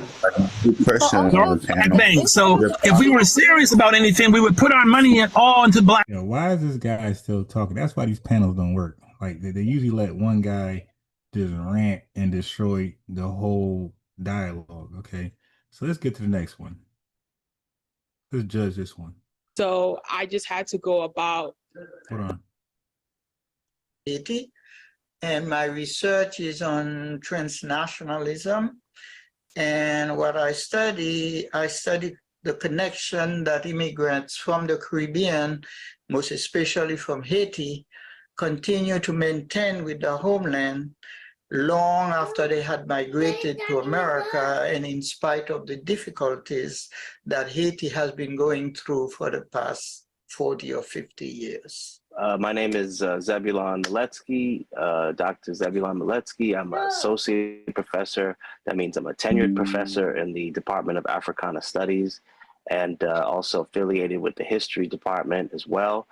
My work is kind of on two stems. One, where I started with my freedom movement, basically, more free. Originally from Ethiopia in East Africa. I completed my doctorate studies at UCLA and then came here to teach contemporary African history and politics. So, and we everyone, I'm sorry for the just noticed Chelsea joined. Chelsea, if you could just introduce yourself. Hi everyone, I'm sorry for the lateness. I'm currently losing my voice. My name is Chelsea. I'm a senior. My major is journalism and my minor is Africana Studies. And I am the secretary of African Student Union. And I'm also the dance captain for the dance team for African Student Union titled L'Afrique. And it's a pleasure to be here with you all. Thank you. I would like you all to share your ethnic backgrounds just for it to make sense for why we're doing this. Woo! I guess I'll start. Like I said, I'm Audrey and I identify as Afro-Latinx. I'm from the Dominican Republic. I immigrated here. My name is Chelsea for those that came in, and I'm Ghanaian. My parents are originally from Ghana. Hi, I'm Tanya and I'm Haitian. Hi, my name is Melissa and I am Dominican, Afro-Latin. Hi, I'm Chelsea again, and I'm also Ghanaian. Jalen, my family is originally from North and South Carolina. And then Kaylee said in the chat that she identifies, well, she's Puerto Rican and Haitian. So just to start off, I just wanted to say during this talk, I just want everyone to try to be respectful of one another and their ethnic backgrounds. Philip is also here, but he, I believe, will be sitting this talk out. He's not going to be as involved, but he identifies as Guyanese, Black, and Chinese. So I'll start off with the first question. It's more, I guess, directed towards students, but faculty could answer as well. How inclusive do you think the Black community at Stony Brook is? Do you guys think there's some form of unity at all? Me personally, being that I've been here for 4 years, I've been here during COVID too, so I noticed like the shift in community efforts, because freshman year, I felt like it was easy to talk to upperclassmen because it was a close-knit community where it was very easy to talk to upperclassmen within the Black and Latinx communities and to really find my place on campus. But as of right now, I've realized that it's like before it was cliquey, but it wasn't as bad. Now it's gotten really like, oh, I don't know you, so why am I associating myself with you? Anybody else want to add on to that question? Faculty? Yeah, if you don't mind, I would like to ask Chelsea. I heard what you said and I'm really interested in what you just said, but what would you think the root cause of that behavior, that attitude is? To be honest, I feel like it's a matter of comfortability that certain groups have when coming into the school. Me personally, I feel more comfortable like knowing if there's like people like me, like especially when it comes to like being African, like the experience, especially on this campus, knowing that there's only 6.4% of Black students, that includes Africans. So how do y'all feel about that? So I think I'm gonna go first.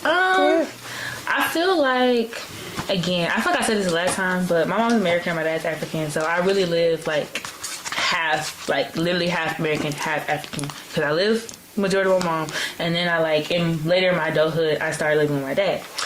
And what I'm gonna say, I feel like, yes, I feel like all African American people should be allowed to go and explore their ancestral culture.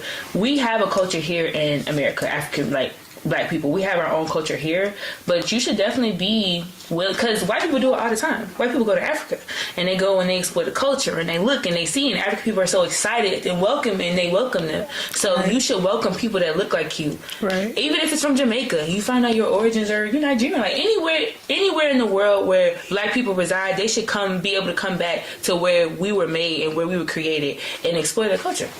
I agree with you 100%. I feel like people definitely should be able to go back to their culture and connect to it, especially if they're open and willing to, because I feel like a lot of people already kind of like, they shy away from that. You hear a lot of times people being like, as Americans, like, we don't know we're American only. We're not African American. People try to shy away from the African part. So the people that are accepting of it, of course, let them be for it. Let them. The people who deny the African part, there's no such thing as African. because nobody's African. There's no African language. There's no African flag. So I mean, it doesn't make any sense. Because once you say Africa, that's like saying North America, South America. The next question is, where at? I'm South American. Okay, that didn't tell me much. What country? Do you see? So who's the African? There's no African flag. There's no African national language. Nobody's an African. And that's why they're trying to make us the anomaly, the generic African. No African. No, there's countries, there's tribes. Okay, there's regions. Nobody's an African. And we're not going to be the first one. We're FBA. Want to know what that's about, Totally agree. I honestly agree that we should do this because not only it's like knowing our history, knowing our background, and just knowing where you came from, like knowing your roots. Like, my name is Zaina, but behind Zaina, there's like, what made me Zaina? What made me? And after this, damn. Me. Mm-hmm. So I really do agree. Just knowing your histories are like a really big one. So what do y'all think about people that don't feel like they are connected to their African culture? They feel like that's not a part of them at all. They just feel like they're only American and they don't know where their ancestry is from. Because I hear people say, we don't know where we're from. Go ahead. Well, I feel like they're missing out. Like, you're missing out big time. Just me knowing that I'm from Africa and I've actually went to Africa several times just to see how the different culture is. It's beautiful. And just like not to even... It's so beautiful, they'll rather come to ugly America, right? Come on, make it make sense. Like, give in and be like, just kind of invest. It's like, yo, you're missing out big time because... I swear it is just amazing. Like, I love my African culture. Like, yeah, watch you over there amazed in Africa, like, wow, this is so beautiful. They looking like, okay, nigga, like, let's trade places. Okay, it's so okay. Like, you know what I mean? Like, you know how people just over exaggerate what you have, what belongs to you, what you own. Like, you might invite somebody to your house, and it's a nice house, but they're like, oh my God, this house is so amazing. At some point, the compliment turns disrespectful. It's like, all right, stop it, man. You might just start losing weight. You might just start training to lose weight, running and jogging, and you barely lost 1 pound. And somebody like, yo, Bonquisha, Nisha, you lost so much weight. Oh my God, you should model. It's like, all right, stop. Okay, really, I'm about to just cuss you out.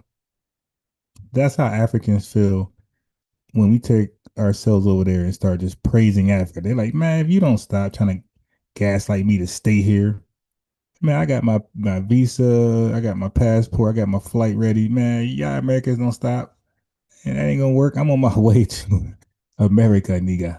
You ain't gonna lie to me and they try to get me to stay here. Oh, it's so beautiful. Oh my God, you can eat from the ground. They're like, yeah, sure. That didn't work out for me too well. You go try it. You dig? Like, stop with this. Africa is so beautiful, but everybody in Africa trying to come to America, the UK or Canada. To say I'm African American, blah, blah, blah, blah, or to say I'm from Guinea, Senegal, like, it's just, like, it gives. Right. So I think, like, if you just don't try, it's whatever, but I feel like you're missing out big time. But she's back in America she's back in America in the living room talking about Diaspora Wars. Yeah, sure. Let us know when you're going to go back and get some residence, okay? Get dual citizenship and live there. Talk to us then. Like, it's okay.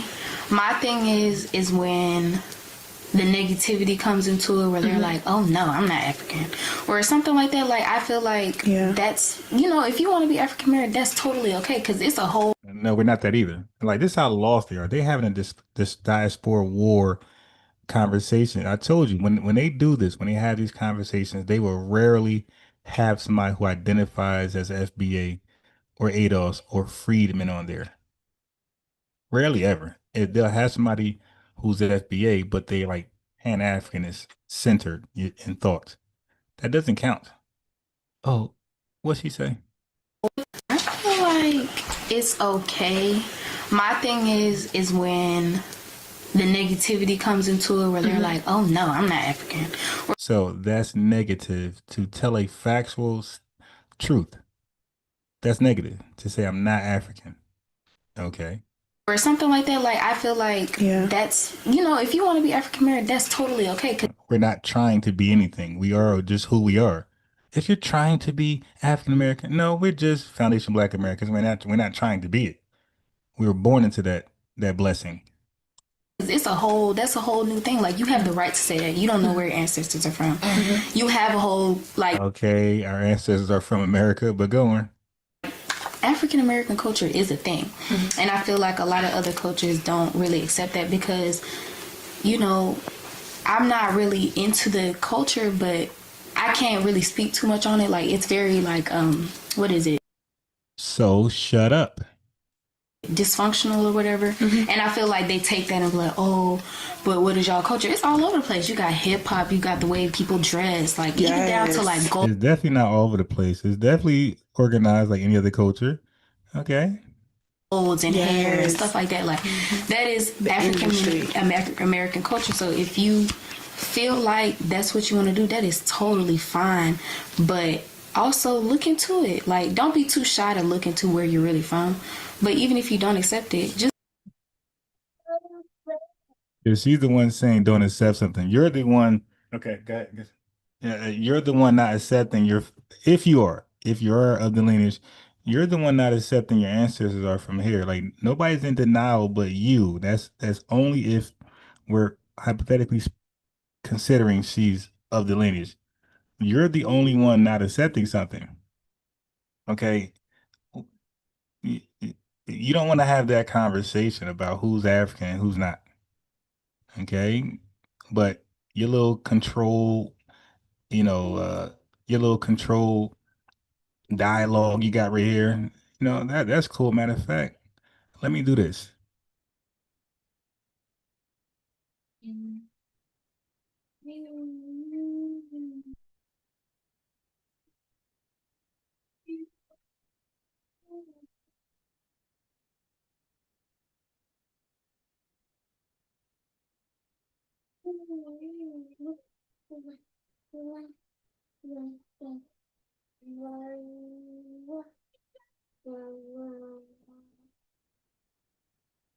Yeah, I would love for them to teach how we're African.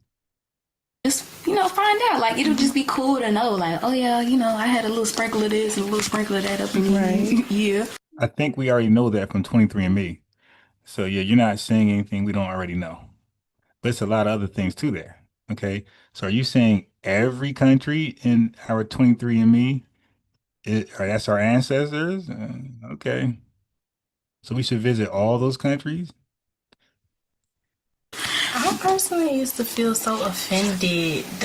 Honestly, like, I remember, I think I was in high school. It was like 10th grade.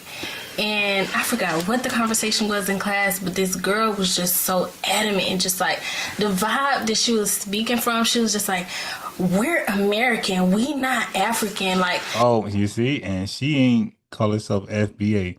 So family, that tethers more than anything, is that they think we are a cult and Tariq Nasheed and Yvette are our leaders, and we're a small group of people who just believe we're American and not African. But I love when they talk about people who they know that don't identify as FBA, but still reject the notion that they're African and that they're American. They hate hearing that because they know that they are just one conversation away from one of us to accepting foundational as part of their ethnonym. Because right now they're just saying they're Black American, they're not African. They're one conversation away from speaking to one of us to accepting that they are FBA, and that makes a tether shake in their boots. I was in high school. It was like high school, okay? High school. So that's some years ago, all right? She had no concept of FBA, and she's rejecting the notion she's African. I told you guys that all our ancestors in this country always rejected being African, right? Being from Africa, ancestors. No. We predominantly were always proud to be Americans, from Frederick Douglass to Dr. King, you dig, to now, to us. We ain't never collectively we're proud to be Africans.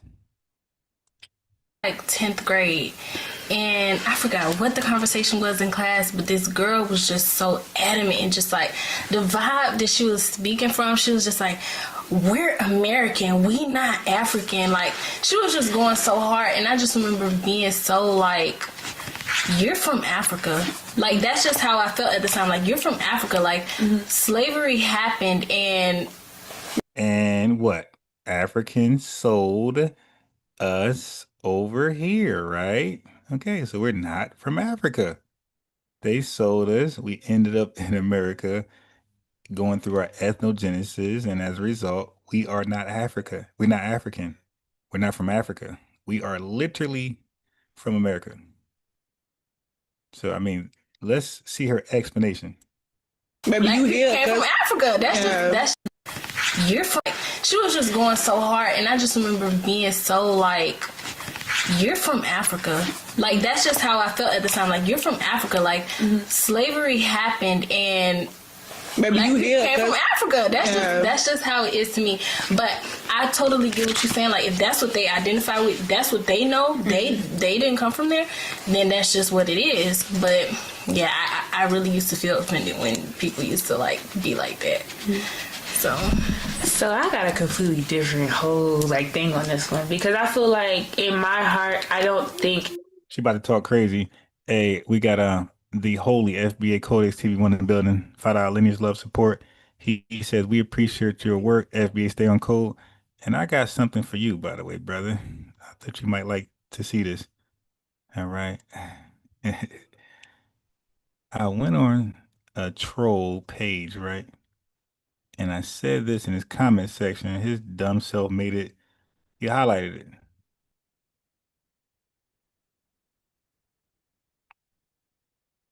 Because he keep blocking me. So I went from a troll, well, an alternative account that I troll with.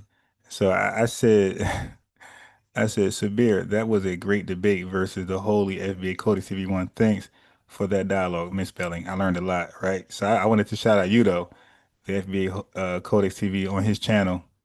You did show some love, promote you, advertise you on another op channel. So I felt that funny. I like, you know what, let me screenshot this and let the FBA, the holy FBA Codex TV1 see, you know, some free advertisement on the op channel.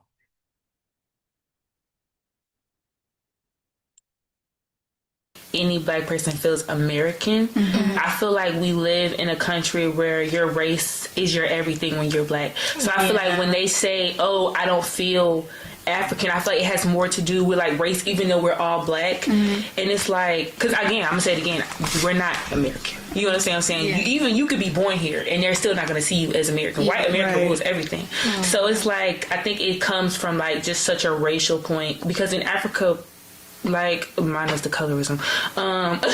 You're African. Facts. You understand what I'm saying? You're Mandinka, you're Soso, you're Guinea. You understand what I'm saying? So, yo, what kind of diaspora war conversation is this when everybody just, yo, we're African. So why is it called a diaspora war? Where's the, the opposing argument to represent FBA stance? This is silly.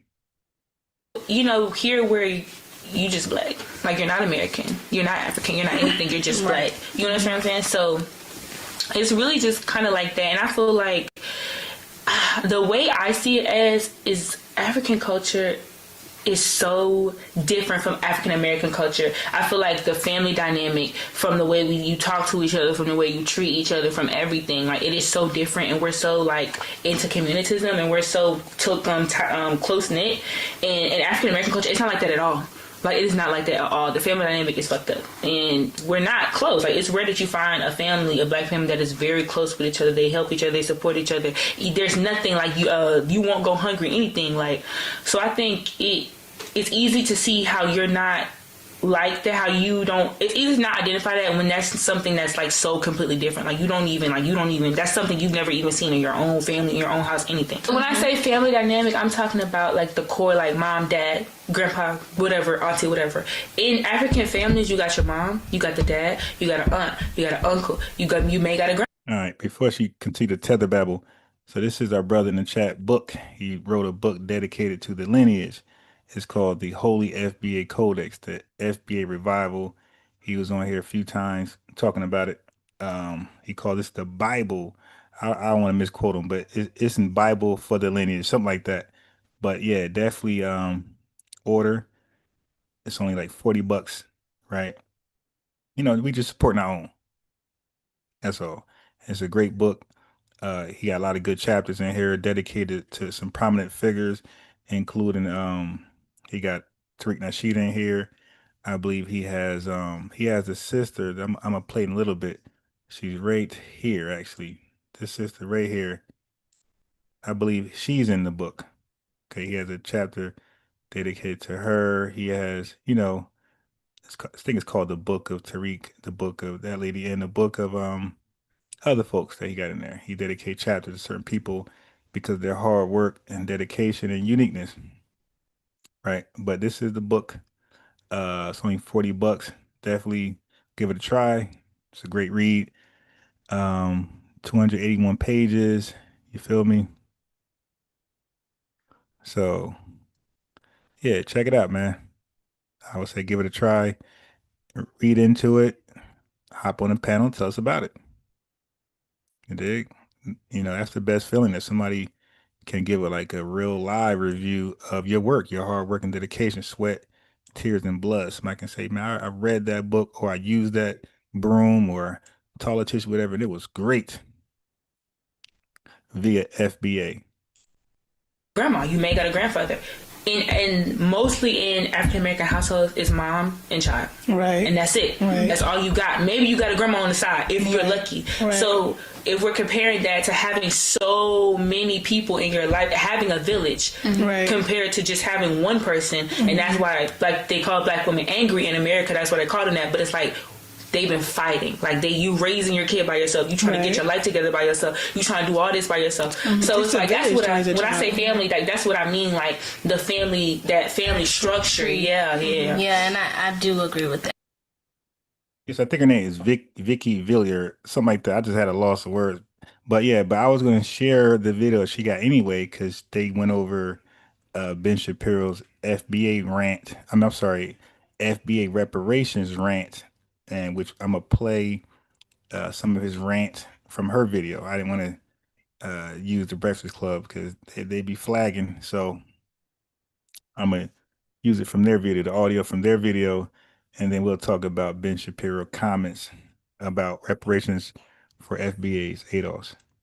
That because even if there's an African woman that's raising her own child, you still have a village behind you. Yes. Like our community. And that's what I love. Yes. We have each other. We're family. I can go to anybody that's not African and be like, that's my cousin. Right. That's my sister. Yes. You know? How do y'all feel about like other African people like very clearly just being like no, like the negative, like no, like towards like I don't want you here type. How do y'all feel about that? You know, I touched on that when we were talking at the library. I feel like it goes back to propaganda and white America, because the way that African Americans are showcased in Africa and how Africans are showcased here is clearly shown in how we view each other. Like, our parents, or not our parents, sorry, Africans, they typically see Black Americans as like thugs and gangsters and all these things. And we remember from being in elementary school, people saw Africans as people with no homes. We don't wear shoes. Okay, so here is the cap. They act like that was a movie production setting where they actually declothed Africans for certain reasons, and they put like smelling cologne in their face to attract flies, and the belly is fake. Like, that's some makeup, right? Something to make their belly look big. Like, stop. Africa is poor. All right. Now, do all of Africa look like the jungle? No. Because of people who invested in Africa. The Chinese, the European powers, that's why Africa, so that they're not telling that. They're not telling why Africa looks great is because of outside countries investing into Africa, infrastructure and roads and things like that. Okay, that's why they have beautiful parts. Okay, so but we ain't gonna talk about that, right?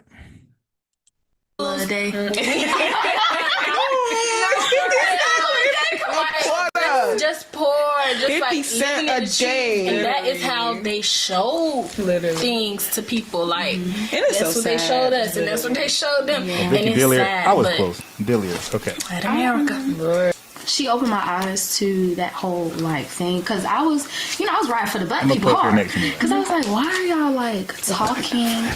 Because I was like, why are y'all talking? Like, why are y'all trying to take away some black people's want to get into the culture? Because I was like, don't pretend like you don't indulge into their culture. Like every one of us dress in a certain way. I have a pair of golds. We listen to hip hop music, like we definitely are in the culture. I have American friends, so I felt some type of way whenever they were like, no, like you should really like kind of, standoffish, like you should stay over there. So, that's I relate to you so hard on that because it's like a war, bro. Especially growing up and having American friends. I had a lot of American friends, and I always used to see myself as someone who was just half and half. Like, I'll just think of myself like best. Like Hannah Montana type thing. You live in this life, but you also live in this life. Like I was on the dance team, spot on, with all my friends, and then after my shit with my friends, like spending the night with them. That's just what it was. Just a conversation about you hear Diaspora sometimes Wars. I don't even know. I'm gonna get more I feel like I got clickbait. that used to bother me so bad because I was like. That is such a peace, Miss Ruby Levin, peace. I am Pete Everett. So to piggyback on that, and I trust me, I get what you're saying, but it's like, as we get older, we kind of understand why they say that, but it's not really saying.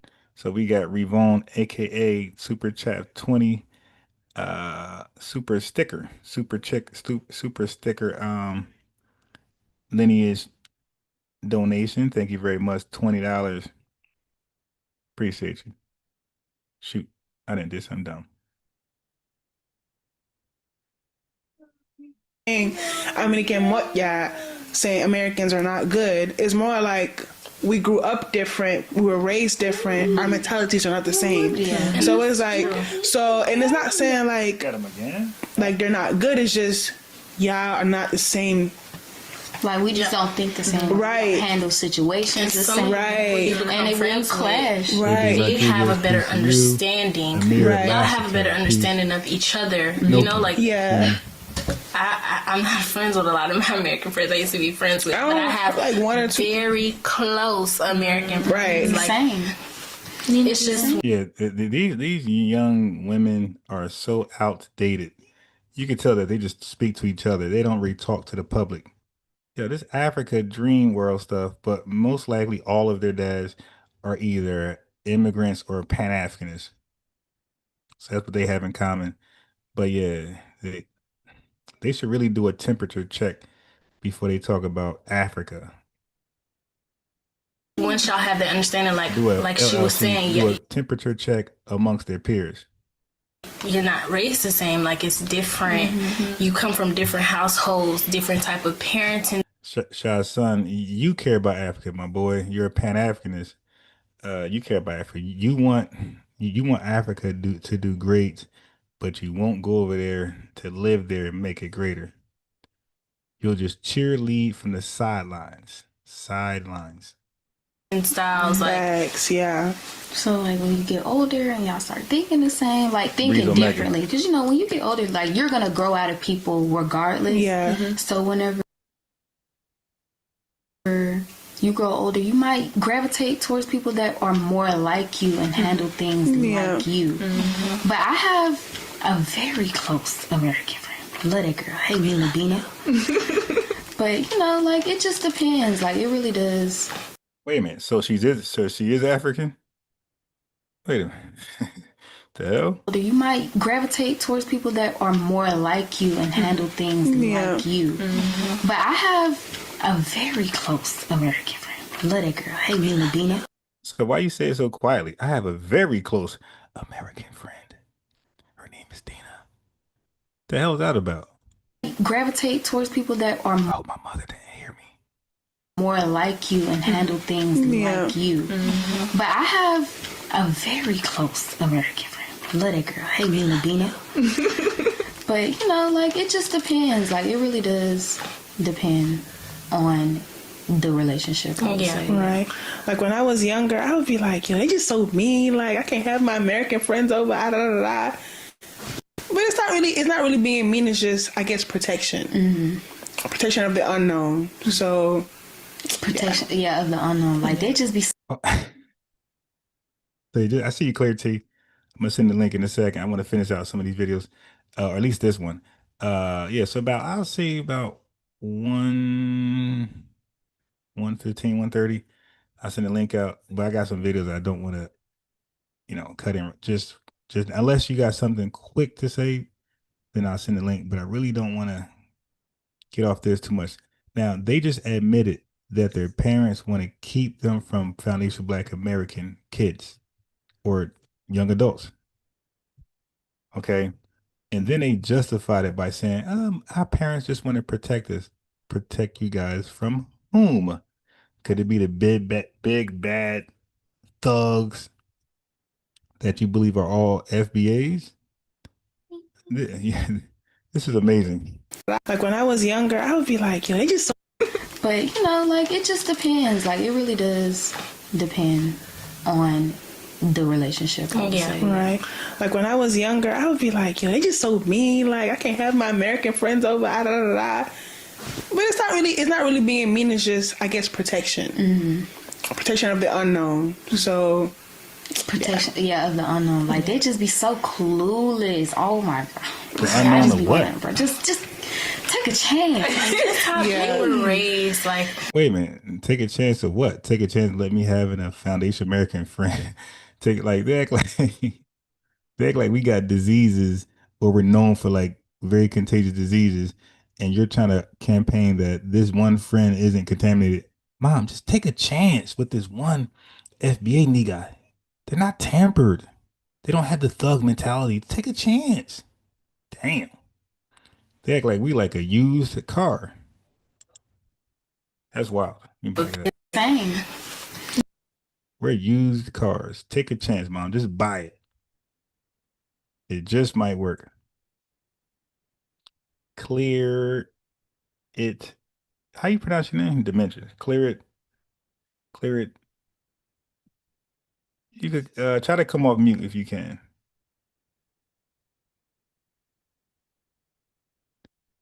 Clear, you're in the building. Okay. Well, how do you pronounce your name correctly? Trina or Clarity. Can you hear me? I see. Clarity. Okay, got you. Yes. Okay. Yes. How are you? I'm fine. How are you? Great. Good afternoon. Well, at least over here it's afternoon. Yes, over here afternoon as well in Philly. Just a real quick one. None of these girls are American or foundational Black American. None. Wow. Just to give you a heads up, we do have to put into context, a lot of Caribbeans will say that their mother is American, because you have to understand, I think Tashi, she's in your group, she brought this to fruition for us to research. Caribbeans feel like they'll do the we thing. They feel like they're American because we're on the same continent of North America. So keep that in mind when they say my mother's American or my father's American. That does not mean they're our American. They're not American. They're doing that whole continental thing. They have a strong delusion. Number two, this family thing is not true. So we know that we have our they're projecting at that point. So when you hear them talking, they're actually listing your family. They don't really have a clear, concise aspect of what our family entails. So it's this rhetoric that they have put together in their own minds. Strong delusion with this Pan-Africanism stuff. But you have to understand, I just wanted to put that out there, that Caribbeans, because we're on both on the continent of America, whether it's North America, South America, and they really feel like they're up. Right. So you got to understand when they're saying it. That's all. They're comparing the Americas. I got it. I mean, yeah, they're saying that they play that game. Okay, they put them on. Okay, we're South American, so we're American. Yes, we're that'll North American. so, They can be in Jamaica or Haiti. We're American. They play that game. They really think that they're American. Like so you got to understand when they say, "Oh, my mom is no." Yeah, so when they say their mom is American, they're talking about South American. They're talking about either North American. They could be Caribbean, who is with an African man, a Jamaican with an African man, or a Haitian with an African man, because they're North American. They're here now in America. We're all, so you got to see the dynamics of how they do this code switch, this wordplay. You understand what I'm saying? Mm-hmm. Yep. Because you'll hear a lot of Caribbeans say, well, we're both American. I mean, Hispanics are doing it too, because we're on the continent of North America, and then they'll say South America. They'll play with the North America, South American thing, but especially if they're from the islands of Jamaica, Haiti, Trinidad, we're all American. We just got dropped off at different areas. So that's the game that they're playing. Garbage. So it's an African and a Caribbean, because we're not the only ones who, procreate together. These Africans cross-reference with one another. Caribbeans go with Africans. So they're playing like a head game. So I want y'all to get that in your mind, that she's not an American. She is a Caribbean, probably born in Jamaica, but she's come to America. So we're all American. This is the dynamics that they like to play. Just saying. Thank you very much. Wow. Yeah. Okay. I consider that when they say they're American. And that's why it's all important to say, are you FBA? Are you ADOS? Like, throw that foundational, throw that American descendant slave there. Yeah. And then I just say, because they'll say that slavery is in the Caribbean. See, that they're playing your head. You got to know how it is. And in their mind, they really think we're the same. You got to understand that. That's what they're trying to perpetuate. And then they'll say they're foundational Caribbean American. And that's why I just simply say, are you of the lineage? And when they don't even know what that phrase means, that's good enough for me. Like, all right, okay, you're not. Because we know what the lineage is. Like, are you of the lineage? Can you trace your family back to a plantation in America? Yes or no? Because none of them want to be tied to picking cotton. You dig? So you kind of like tie them to something that we have been forced to do, that they think is like something that they would never do. So you talk about that picking cotton. United States of America. Right. Don't give them a broad print of America. Say United States of America, because they like to do that continental thing. Yeah, that was it. Thank you very much for that clarity. You are welcome. Thank you. You're welcome. You too. Yeah. So good point. When they say American, we kind of assume they're saying American the way we would use it. And I point out black the same way with black. I forgot to tell her that. The same thing with black. When they say they're black, they're using black different than we would use it. They're using black as a descriptor term. They're describing how their skin look based on their melanin expression through their skin. We don't use black like that. When we say we're black, we say we use it as an ethnonym to describe our lineage and our struggles and our history and our achievements, our inventions, our innovations. You feel me? Our entire lineage experience. That's how we use black. From the time we got here, experience our ethnogenesis all the way to 2025. That's all black. So when they say they're black, that's why I say they're not black, because once they come into our homeland, once they come into our borders, they're bound by our definition of black. Now, we take ourselves to Haiti, the Caribbean, or Africa, we're bound by their definition of black. But once they come over here, it's our definition, and none of them are black. They're a Haitian person, they're a Jamaican person, they're a Nigerian Igbo person. They're not black, right? We are the only black people in the world. We are the only people in the world to ever use black as an ethnonym. Historically, now, has never been done before. It was always used as a descriptor. Either people referred to themselves by a descriptor, or somebody white or foreign was using it, but in a demeaning way. It was like not to big them up at all. We use black in a sense of pride or proudness. I'm black and I'm proud type shit. You dig? And when James Brown was saying that again, like the immigrants, African immigrants from the Caribbean and continent, when James Brown said I'm black and I'm proud, they took it as I'm a certain color and proud. No, James Brown was talking about the lineage. He's proud to be of the lineage in America, the United States of America. Correction. All right. So great dialogue, great clarity. Let's get right back. Yes, I had to time you out, Shah, son, because you out there wilding, bro. You always find yourself in a debate or argument, and you're gonna ask how I'm feeling this morning. He's gonna ask, "Am I okay? Are you okay?" You're the only one always arguing in the chat. It's just once y'all have the understanding, like she was saying, you're not raised the same. Like it's different. You come from different households, different type of parenting styles. Shah, I didn't even block you, dude. You just on timeout. So he comes with a new name, and you know his new names because they all got Shah in them. Yeah, what's up with this Shah thing? You know, it's Shah son, Shah most hated, it's Shah Kazula, it's Shabazz, Shah Baz. He got a whole bunch of Shah, Tesla, everything with a Shah in front of it. No, nobody attack you. How anybody attack you? People talk about you by the things you say in the chat, and you know you're off code, man. So anyway, you don't have a wrench, so they can time you out. So whoever's going back and forth with Shah, if y'all feel like he disrespecting y'all, just time him out for 5 minutes. Facts, yeah. So like when you get older and y'all start thinking the same, like thinking differently, because Noki says Shaka doo-doo. Yeah, he got all type of Shahs in front of his name. So we know it's you, bro, all the time. JJ Morris, Tiger Crane Shakir, bro stepped in the building. Charlie Shaw in the building. Jay Hizel in the building. FBA Rana. Yeah, Shah, Bud Ranks. That's another one.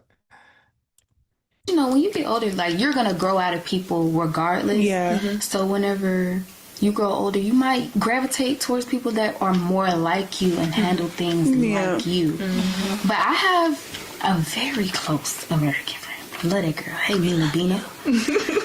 But you know, like it just depends. Like it really does depend on the relationship. I would say. Right. Like when I was younger, I would be like, they just so mean. Like I can't have my American friends over. Da, da, da, da. But it's not really being mean. It's just, I guess, protection. Protection of the unknown. So protection, of the unknown. Like they just be so clueless. Oh my god. I just be wanting, bro. Just take a chance.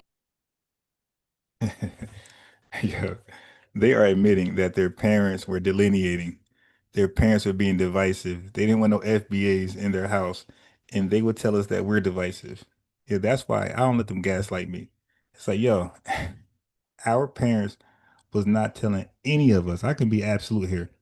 Our parents were not telling any of us to not hang around a Jamaican, Trinidadian, Puerto Rican, African from any 54 country. That was not the conversation. You dig? The conversation was don't hang around that person if they're proven to be negative.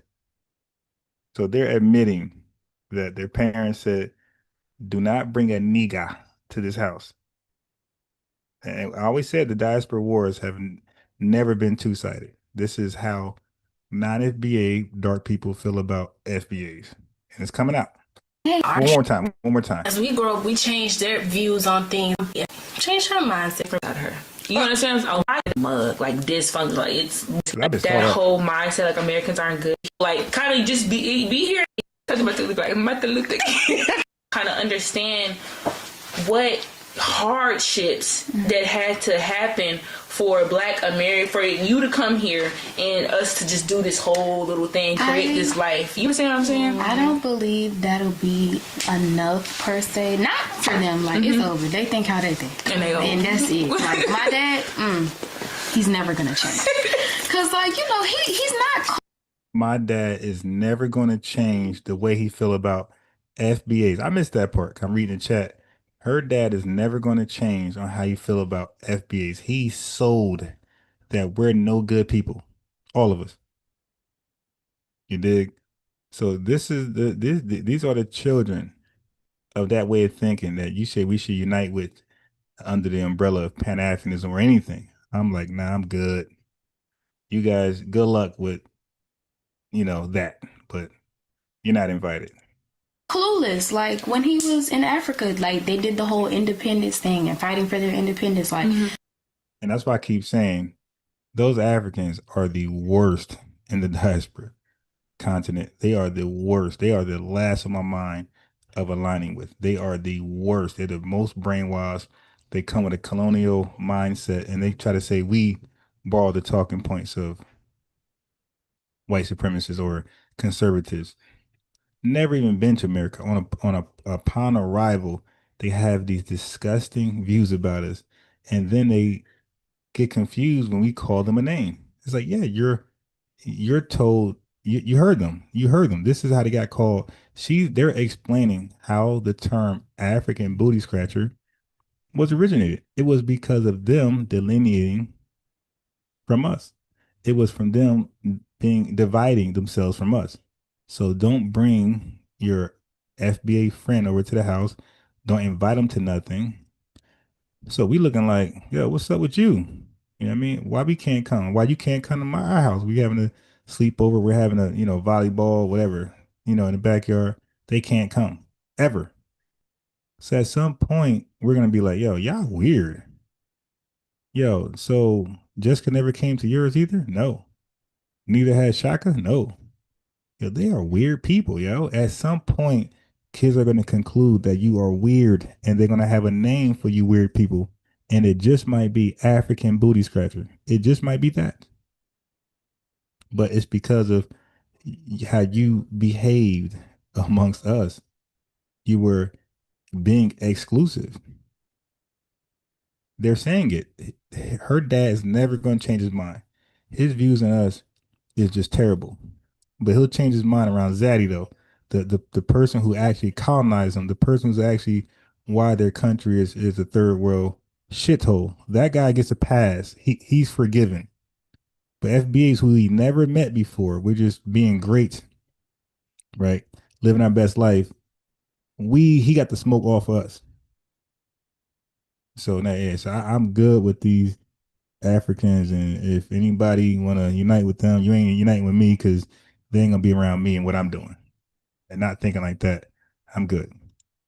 White people have what the Black History one? Yeah. He came back and he was like, my heart's so heavy.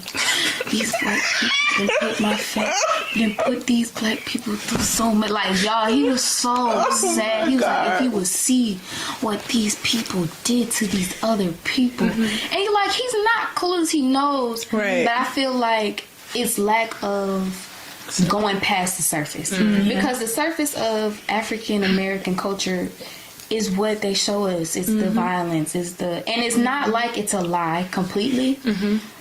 You heard it. I missed this part. They show us the violence. Who show you the violence? You live in Africa, you African booty scratcher. That's your media. That's your propaganda. And you got the nerve to say about violence? Yo, your violence, your country is nowhere near ours. So they're looking at what goes on here that's like overrepresented by white supremacy, and they're saying, "Ooh, that's bad. Look, he's robbing a car." Yo, you guys live off criminality. What is going on here? You want to go tit for tat with crime rates? Are you sure? You guys don't even have a constitution. What protected rights you guys got? You live like animals, like savages, and you got a nerve to say, don't go around the civilized FBAs. But yeah, but again, that's just that tribal behavior that Tariq Nasheed always talk about. That is crazy.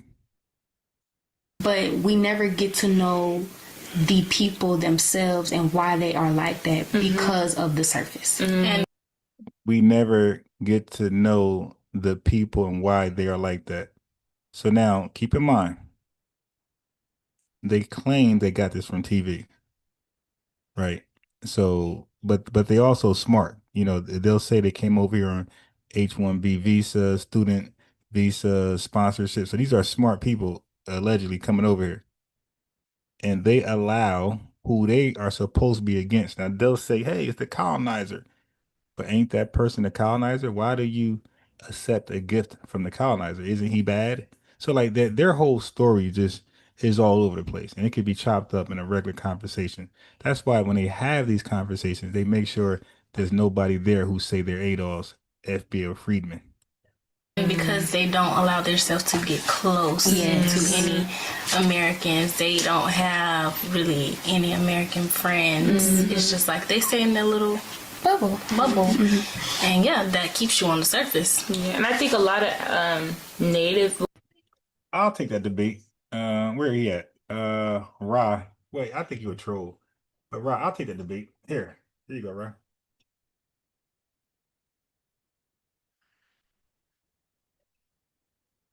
Okay, Ra.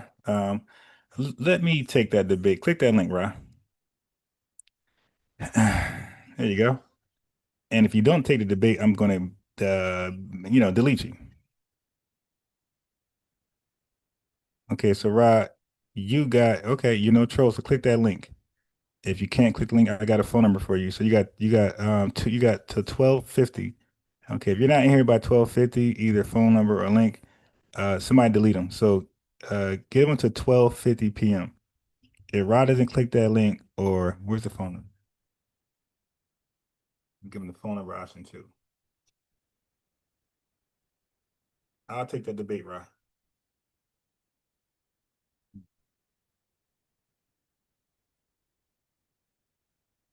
No, we're not Googling nothing, Rod. You're not going to set the terms and conditions over here, buddy. Okay. Now, don't distract Rod. Rod has a challenge. Don't give him a way out. Don't debate him in the chat. That's what he wants. Don't you guys want to hear Rod in real life?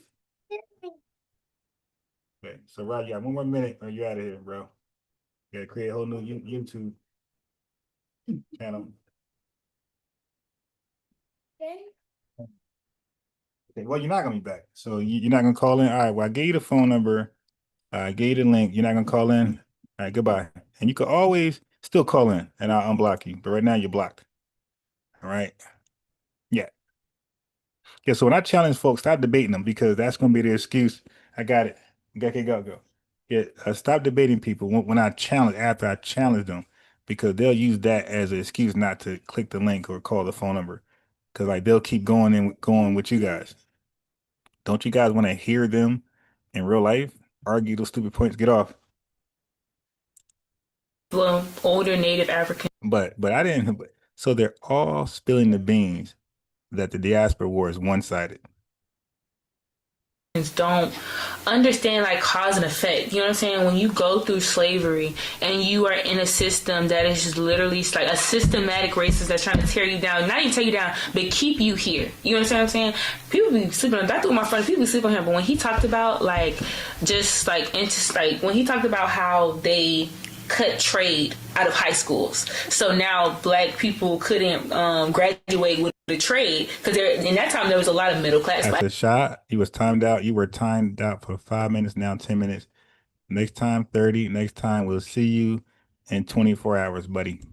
People, you cut that out in order to get welfare. You cannot have a male in the house. Like, so you see the different things that, you know, this system has done to keep us down. When you look at kind of like the inworks of it, the violence, when you look at how we treat each other, how we talk to each other, how we act, I think there's like a disconnect with, again, cause and effect. That happened, so we're like this now today because of that. And I feel like that's what a lot of like Native, like Africans, Jamaicans, from everybody, they don't understand that this is the cause of what we've been through, and we still working on it. We still got to fix it, but it's like you can't go through all that and not have what we got. Okay, so the disrespect is to not know anything about us and look at our conditions when you come over here, and then start thumbing your nose up. By the way, when you're over here fleeing your ratchet conditions, listen to this once again. these folks, these melanated non-FBA folks, they come over here, see us in a condition. They don't want to know why the condition is the condition, and they thumb their nose up. Meanwhile, they're leaving a condition that's 20 times worse than the condition that we're in, that they're thumbing their nose up to. Our condition is 1,000 times better than Jamaicans in Jamaica, Haitians in Haiti. Look at Haiti now, in Africa. Okay, so our condition is still heaven compared to you all. So to thumb your nose up, it's like the worst respect. It's like, yo, you're fleeing a worse condition to look at another condition that's 10 times, 100 times better than yours, and you're saying, ew, these guys are lazy. Lazy? You just fled the hard work in your country. There's a lot of hard work to do in your country, and you just fled it. And you're saying we lazy? Okay. And we're being systematically blocked, literally. What's stopping you? Laziness. Got right now. It would literally be impossible. You know, so yeah. And it's still just a systematic thing that keeps them going.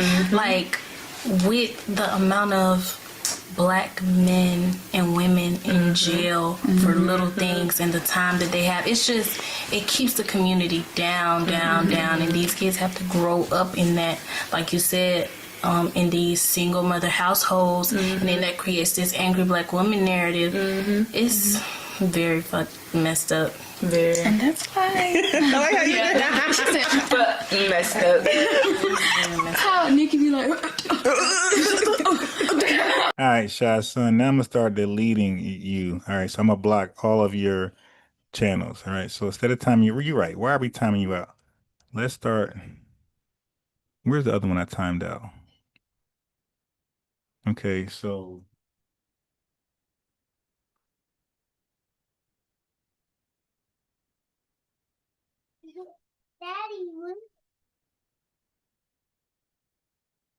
Okay, hold on. Let me. Okay, Shy Most Hated. Let me delete that one. Okay, I'm gonna delete all your Shy channels. Okay, so I got rid of the ones I see. Okay, so Shy. Every time I see a Shy in the building, I'm gonna delete it. And Leo the last said, I feel no need to explain nothing to them. They know what they're doing. They see us as another tribe, a tribe who have no connection with them at all. Right? I agree. And we're not, yeah, you're right. I agree with you. And we're not explaining to them. We're speaking publicly for FBAs who don't go under the term FBA, that might be researching what are Diaspora Wars about. And when they come across their reaction, that's one take. And now they come across a video like myself, and they come across my reaction, FBA reaction, and they can make a more educational decision. Okay. And so my Adonai, I gave you the phone number. Okay. So I'm gonna time you out for 30 minutes, but you can call in though. Okay. So my Adonai, I timed you out for 30 minutes, but you can call in and ask your question. Like, we're not gonna let y'all babble and troll from the chat. You got a question, call in. The Prince of Paraphernalia, aka the POP piece, man. He says, is this round table of bust down tethers 304s? Yes, a bunch of tethers. Kia Harris, cowboy booty scratch. Okay. But also to piggyback off of that, that's another reason why I don't like when first generation Africans try to, like push away other Black people, because here in America, you in the same boat.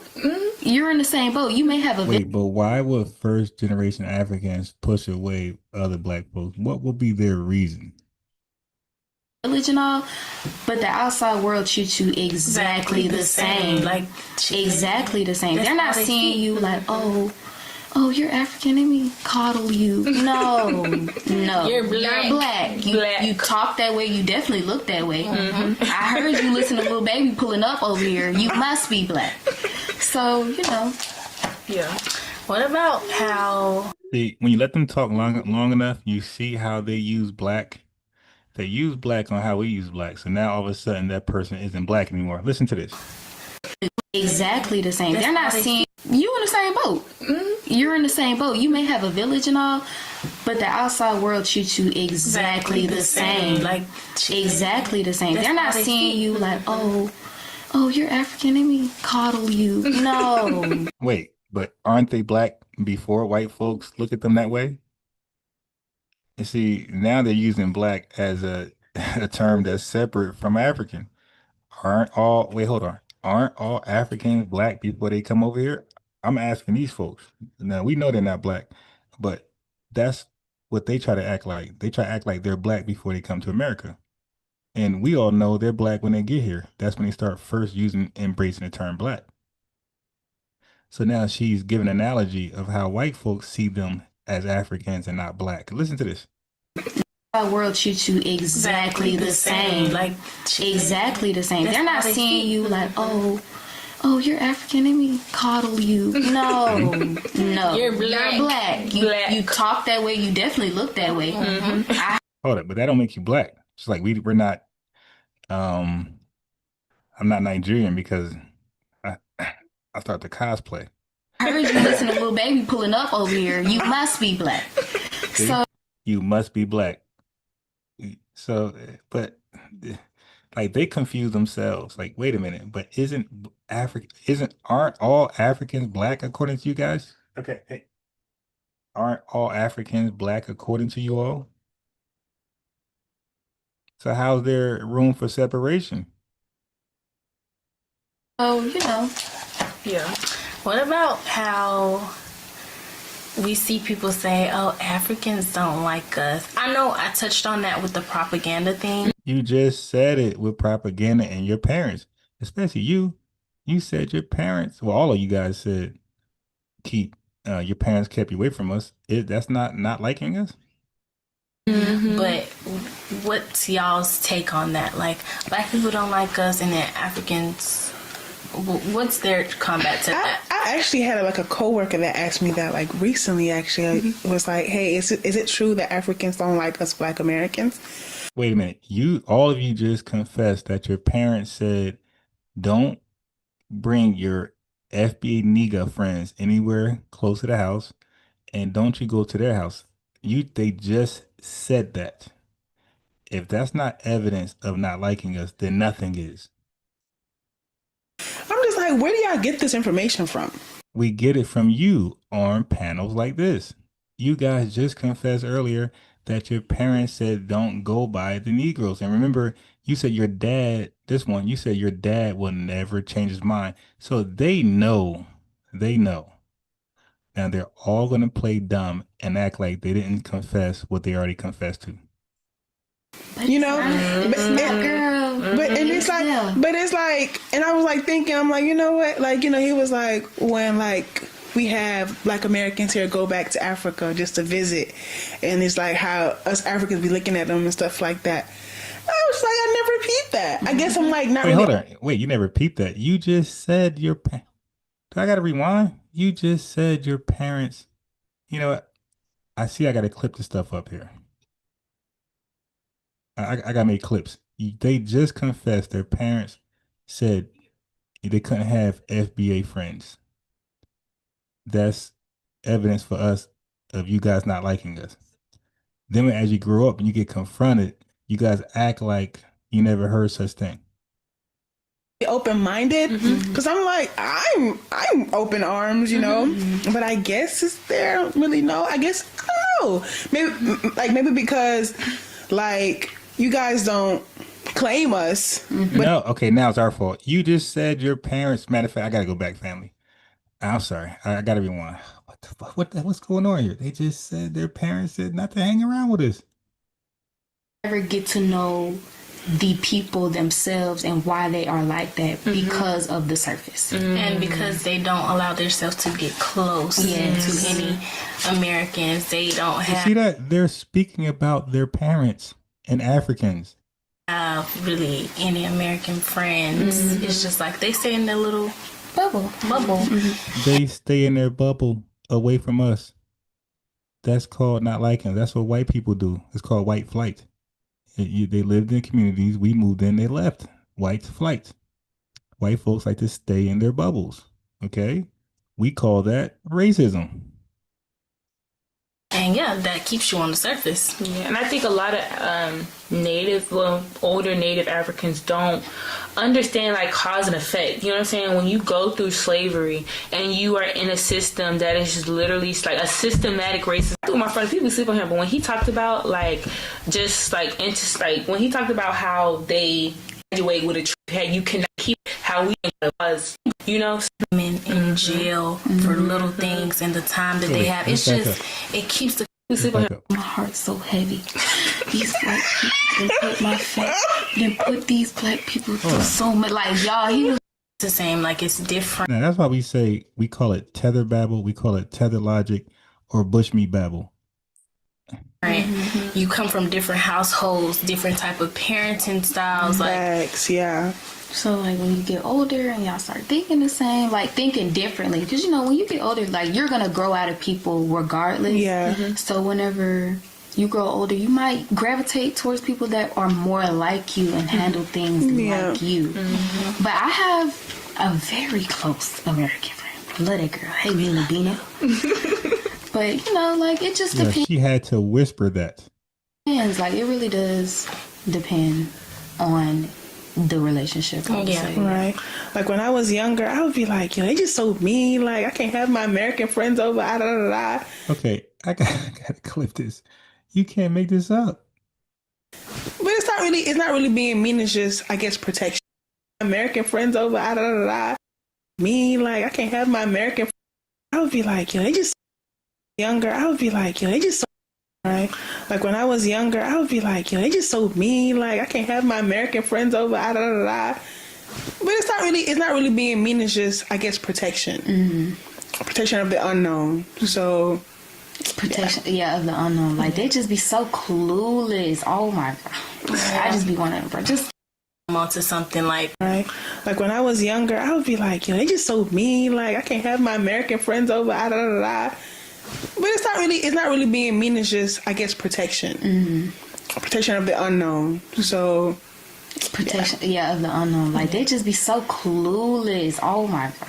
I just be wanting to just take a chance. That's how they were raised. Like I think what we have to remember too is like our parents were not born in this country. Right. Like they came to this country blindly. Like, immigrants. Not knowing nothing. So facts. What it makes sense. It makes sense. And what people will always tell them, like when you come here, your family's still in your ear. Make sure this, make sure that. Mm-hmm. This and that happens in America. Like so that sticks with them. That's just what's in them. Right. And as we grow up, we change their views on things and change their mindsets and how they view situations. Like I know every day I'm putting my mom onto something like like when I was younger, I would be like, they just so. But it's not really being mean. It's just, I guess, protection. Like they just be so cool. Our parents, it makes sense. So they're confessing their parents, and then they ask a question. Yeah, this FBA woman asked me, "Why you guys hate us? Is that true? I never heard of such thing." You just said it at the 13-minute marker. I'm clipping it now. People will always tell them, like, when this and that happen situations, like, but I'm older now and I've changed my mindset. Mm-hmm. I feel like... Change your mindset from what? For me, the experience was a little different because it would be times where I would do something and my folks would be like, oh, that's the American side of her. You understand? On everything I love, on God. So it's like... So she'll do something bad, and I guess she's half and half, like the coffee cream. So she'll do something bad, and they'll say that's the American side, which means the nigga side. I feel like it's fine. I feel like it's okay to have that mindset because I understand where that comes from. Again, having both. Like my mom's side of the family, dysfunctional as a mug. Like dysfunctional. Like we're not even a family. You understand what I'm saying? Like I was always over my dad's side of the family because structure is here, stability is here. You understand? And even now, growing up, it's the same thing. Like I left and came back because structure and stability is here. I feel like my thing with that whole mindset, like Americans aren't good, is it's a lack of, I think, respect, because in order for you to be here, a lot of people had to die. A lot of people had to fight. You know what I'm saying? Oh, so it's a lack of respect. You see how they keep saying America or American like it's the country, but when they explain further, they're like really honing in on foundation, Black Americans. For you to be here and but they keep saying American. They're not saying Black American. And though, like, kind of just be here in America, like, and knowing my parents don't know Black American. You understand what I'm saying? They think how they think, and that's it. Like my dad, for them, like it's over. They think I don't believe that'll be enough per se. Not for them, like it's over. They think how they think, and that's it. Like enough per se. That'll be. Believe that'll be. You know what I'm saying? I don't believe that'll show us it's the. You know what I'm saying? I don't believe that'll be enough per se. Not for them, like it's over. They think how they think, and that's it. Like my dad, he's never gonna change. Cause like you know he's not clueless. Like when he was in Africa, like they did the whole independence thing and fighting for their independence. Like you know white people have had their foot on Black people's necks for the longest, and he was a victim of that. And like your dad had took my dad to that museum in Montgomery, the Black History one. Museum in Montgomery. You know what I'm saying? My did to these other you know what I'm saying?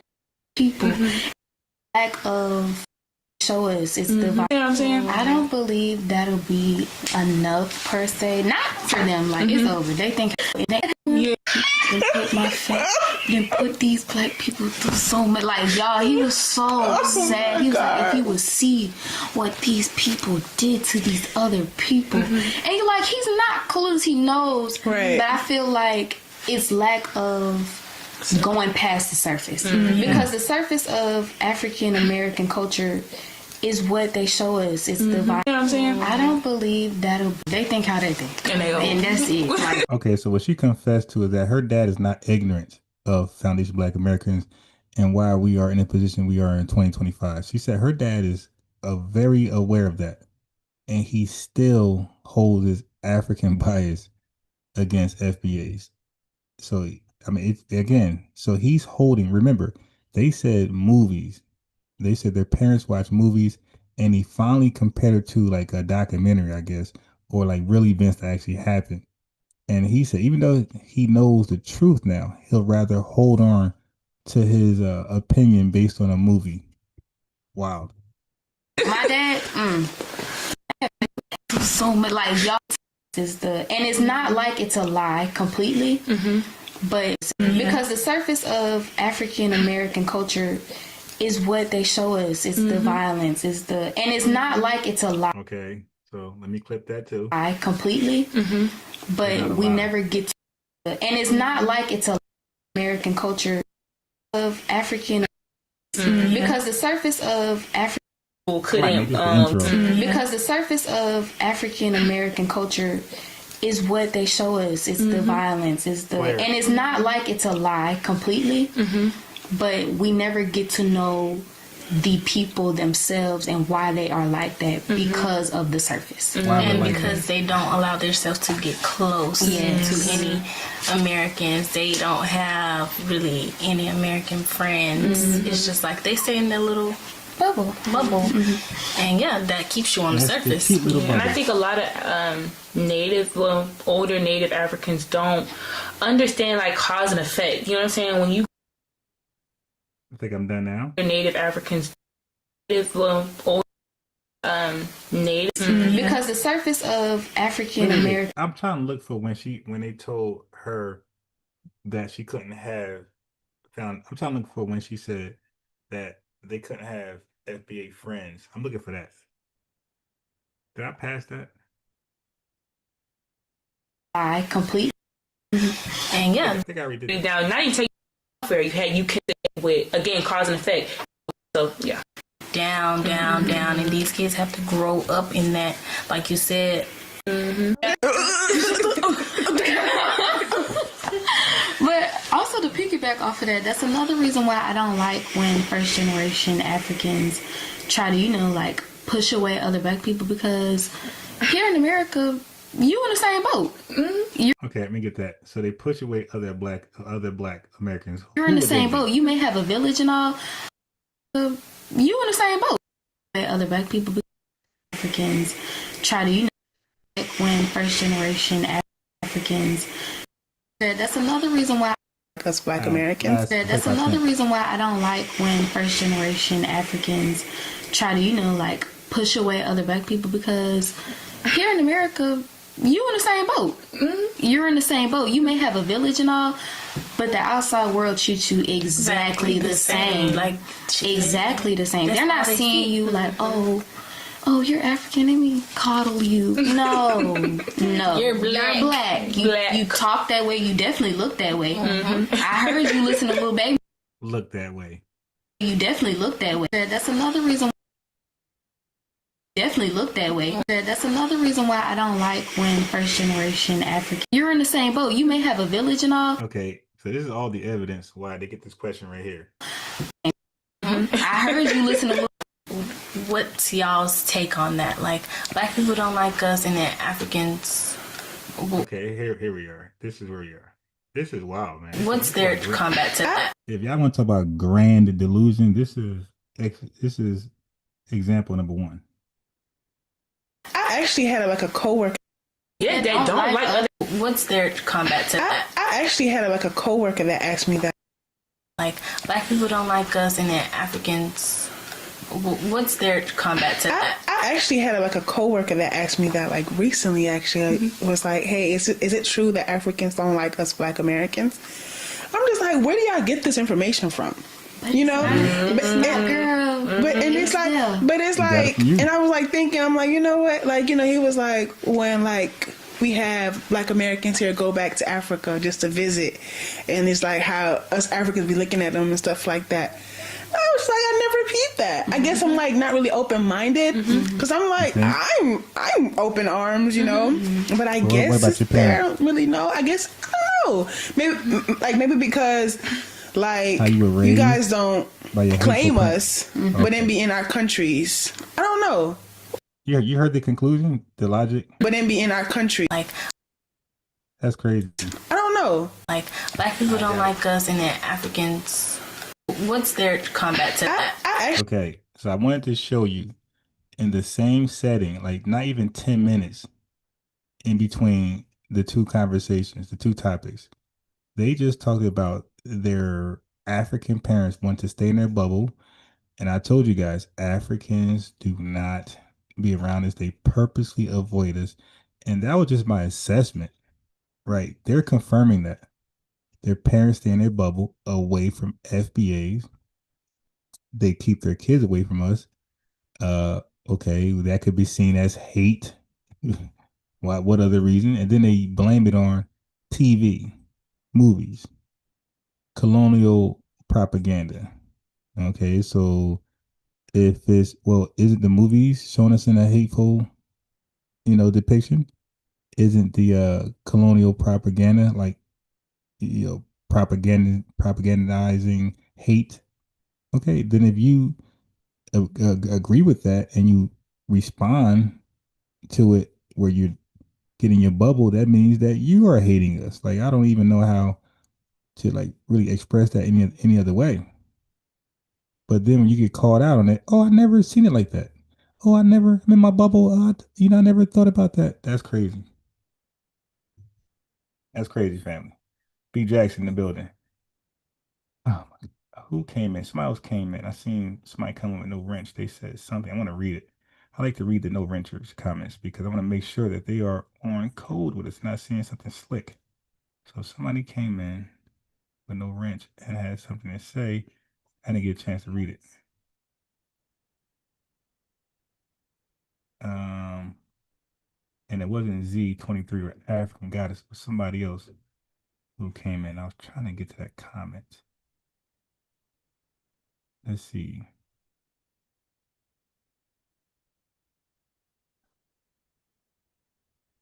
Yeah, it might have been too far back. Okay, my fault. Actually had like a coworker that asked me that like recently. Actually, was like, "Hey, is it true that Africans don't like us Black Americans?" I'm just like, where do y'all get this information from? You know, and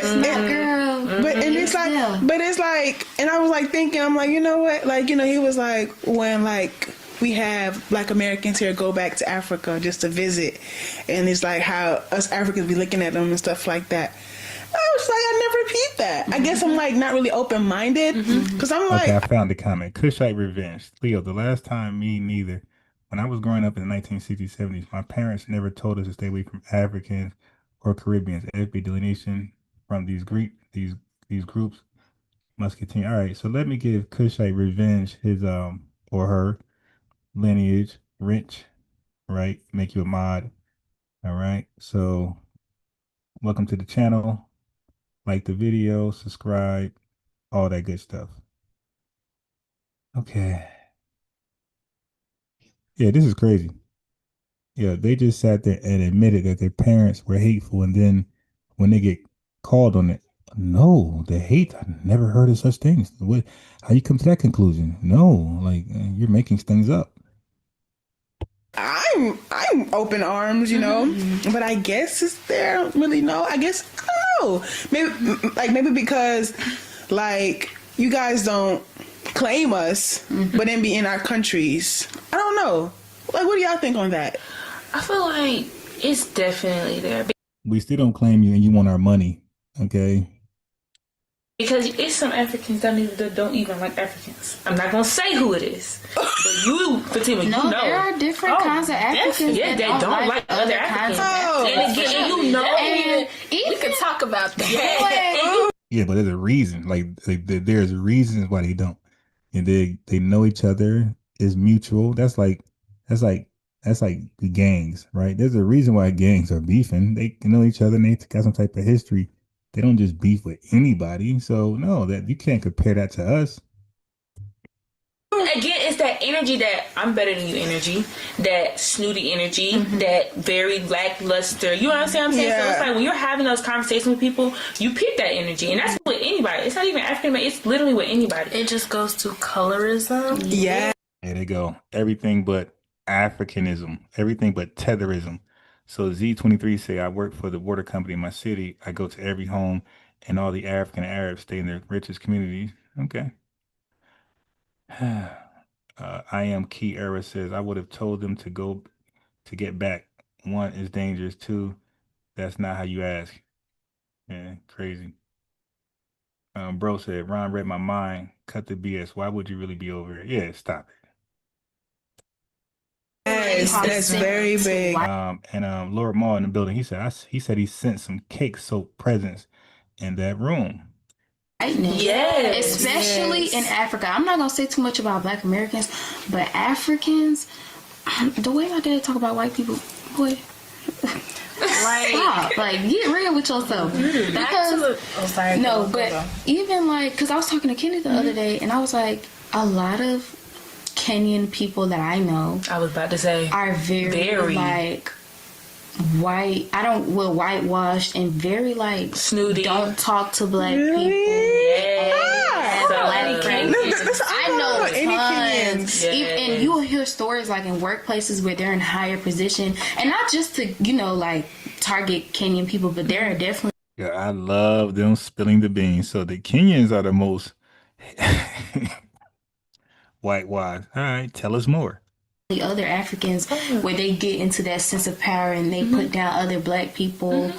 And it's just a very proximity to whiteness. Like, I'm up here, so now I can do you like they was doing me because you're Black. Yeah. And I'm better than you. Because they nobody has the balls. Nobody gets up to the top and has the balls to put their people on. Because you have to step on toes to do that. And people just trying to keep themselves.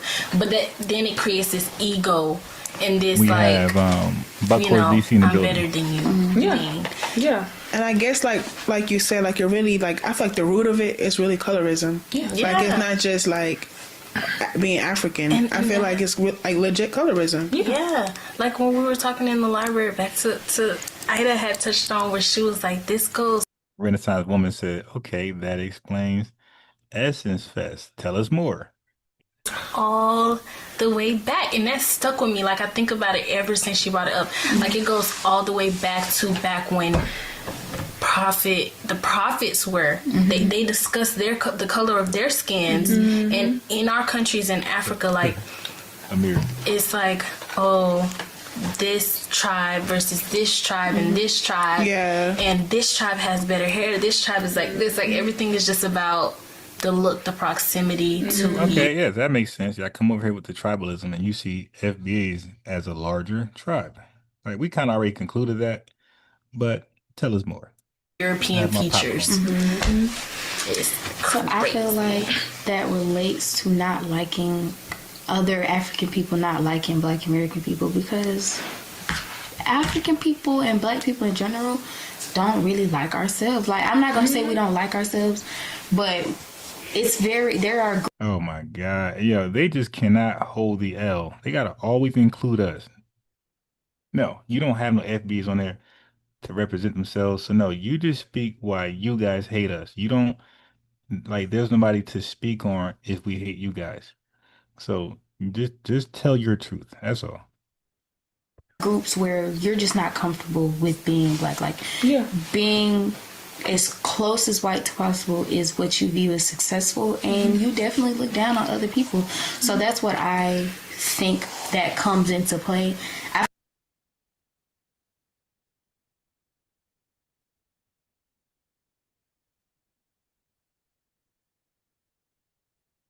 feel like the younger people are doing better at that. Yes. Like the first generation African people are definitely doing better at that. Like the bleaching of the skin. Oh, D. Put that shit down. Put the Carol White. You know what's so crazy to me? Like, I never, I'm not gonna say, I'm not gonna say I never understood this, because clearly, like, it comes from like discrimination, like, oh, you too Black, but it's like, it be like the most beautiful girls, the most beautiful dark skin. I just be like, damn, she popping, rich, glowing skin. It go Carol White. Carol White. And everything. And it eaches your. I'm just like, yo. Black toe. And it's so crazy to me. Like, don't look at the feet of Carol White. But you know, honestly, damn. What you just said? No, because they need to feel embarrassed. No, I'm gonna tell you. So last January, I went to Senegal, right? I was there for like 3 months, and I'm a lighter, complexion. I kid you not. Every male that saw me outside just walking, they looked at my feet. Like, they saw my face, I was like, oh, and then looked at my feet to see if it matched. Because there's other girls that's like light skin on the face and then mad dark on the feet. That's crazy. That's crazy. Like, come on. Oh, that's and it be mad beautiful. Like, my sisters be like popping. Like, melanin is melanin.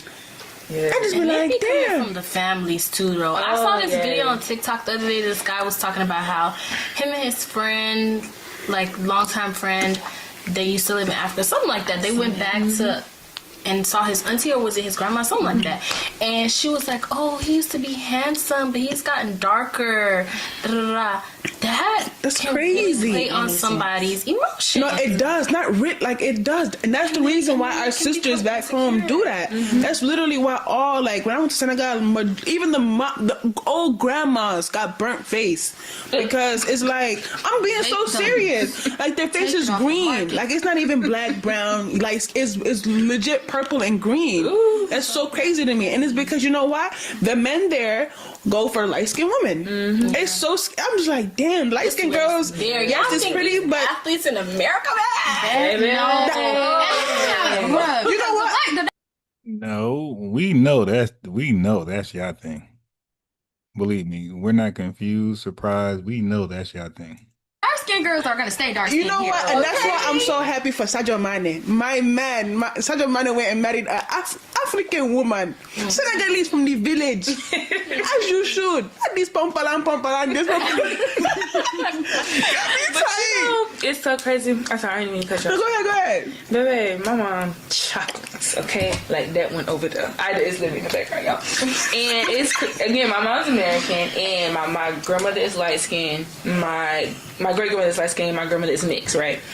So she grew up in a house where it was a majority light-skinned women. And my mom, no matter the beef that we have, baby, you couldn't tell her She thought she was bad, and she was. I'm talking about waistless hair, No, big old booty, no waist. Like my mom was that the nyashes from your mom. Was bad. Mother. The nyashes from your mom was that girl. Okay, she was that girl. I beg that what? Let me get some nyash. I beg. But no, and she experienced. She was talked down on. She was belittled, and she was belittled the most. If she, I honestly guarantee, if she was somebody that walked was shy, that she walked with her head down low, and she was docile, that they wouldn't have done her like that. But my mom knew she knew she was a shit. And so they wanted to down her. They did everything. Even till now, if I go and see my mom's side of the family, they got something smart to say always. That's why I'm never over there, because they always have a little quirk of CC kids. Yeah, yeah, like what? Like that's we'll see this. But Yes. and that's just straight like jealousy. That's like Yes. that's just a root of like I feel like if you experience that, you know you popping. Like you know you got it, and they want what you got. It's not. There's nothing like a dark skinned, confident one. Bro, I kid you not, and I said it. Like when I tell you we have some sisters. I can't wait to come on me. Aisha, Ida, Biba. Yes. Like we went to Tulum with Aisha Ba. In the any club we go to, baby, everybody looking at her. Beautiful. But beautiful. Like mashallah, like beautiful. Hey, James Denny. So maybe the cake, soap, and the feet. Maybe I don't know. Maybe feet don't take the same way, and maybe because they always walk in and it rains or the elements, dust kick up. You dig, and they get back dirty. Like that makes sense. If they wearing flip flops all day long, you put cake soap on the feet. It's kind of hard to like avoid dirt, and if dirt is on the cake soap, you're back darts. You're back dark again. So it kind of defeats the whole purpose. I'm thinking. Leonard De Yuda, peace out to you. Peace to you. We got on Smoke One. Okay, who just came in? So that was answering James Denny. That's probably why. Probably the dirt on top of the cake soap make them back brown again. Egypt Morris, peace to you. I don't know how you could cake soap your feet and like wear shoes. That's what I'm saying. Flip flops. Unless and who knows how long it takes for it to I'm sure they got to keep applying and applying and applying, and that person can't stay in the house. I'm sure they got to work somewhere. So that's probably why the feet can't, be successful like the hands and everything else. Peace to Claude Neely Francis Amos. That's just, a quick assessment. I just be like, damn. And I just hate how like us like, at a younger age. Okay, I missed a super chat. I got it now. So Tiger Crane Shakir $5 super chat. It's the second one. You dig? He's definitely supporting the channel. None of these dingbats have smoke for their tethered relatives talking derogatory poop about FBAs yet. Has so much to say when FBAs respond to their relatives. Yeah, facts. Like that'd be it. And those type of conversations they don't want to have. You dig? Or they'll start to go into delusion. You know what I mean? Cognitive dissonance. Those are the conversations they avoid. It'd be the accountability conversation. Okay, so what did you do? So what did your country do? So what did your parents do? Those are the conversations they avoid. Age they experienced discrimination because they clearly did. They did. They probably wanted to be light skinned at a point, God forbid, but I'm just like Judah Rise in the building. It's bound to happen. You got Black Feather Archery in the building. Okay, peace to you guys. I knew a girl personally who was dark skinned from a younger age. She's lighter than me to this day. And when I noticed that off of social media, I'm just like, yo, shorty light skinned. And I'm zooming on your fingers. I'm zooming on your knuckles and your toes. Don't let your like, toes be out. Yo, I'm violating. Strap. Like, why? Tennis shoes. Don't ever mad beautiful. And then y'all do this like. The light skin don't even be pretty though. I ain't Okay. It look good. No, it be the veins popping out. Yes. Oh. I'm sorry. I'm not light skinned, but if someone bites me, I'm bruised. I have sensitive skin. Light skins have sensitive skin. Trust me. I want that melanin. If you pinch me, I beg. I have a bruise on my arm. Like Wait, come on. But we love the light skins too. We do. We love the natural light skins. We love y'all too. We love y'all. I also have it's just the prody ones. Literally, I'm violent. It's the orange. They got a white. Get your million. Carol White victims. We're talking to you. Victims. Okay. But I mean, this just shows you how deep rooted the division is all across the world. The division between African Americans and Africans and Africans. It's just division, and it's all caused by the white man. Okay. Wait a minute. How did you well, hold on. How do you give all the evidence that is one-sided and then conclude that is both-sided? Hold on. What just happened here? We're talking to you. Victims. Okay. But I mean, this just shows you how deep rooted the division is all across the world. The division between African Americans.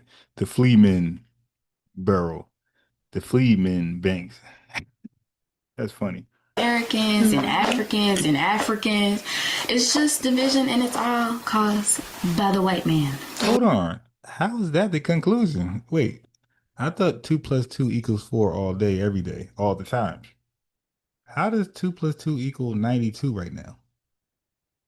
Wait a minute. You guys just said your propaganda machines turn you against FBAs. You just said your family, your father's never going to change his mind. You said you guys go into your bubbles. You said your parents teach you guys to stay away from FBAs because it's about protecting. You're protecting your kids. Okay, from the boogeymen, the boogie women, which are the FBAs. You say all of that stuff.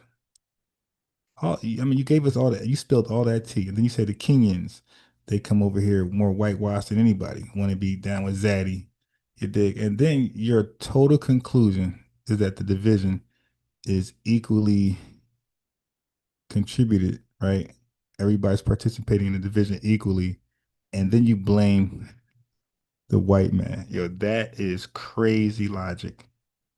That mathematical equation makes no sense. You didn't use PEMDAS. You didn't use please excuse my dear Aunt Sally for that mathematical equation. You use African Babel. You dig? You use something else. You didn't use PEMDAS at all. You dig? That was not please excuse my dear Aunt Sally mathematical equation. I don't know what you just did, but that made no sense. It all comes down to blame the white man on our horrible treatment of FBAs, of how we look down upon FBAs, and my dad's never going to change his mind.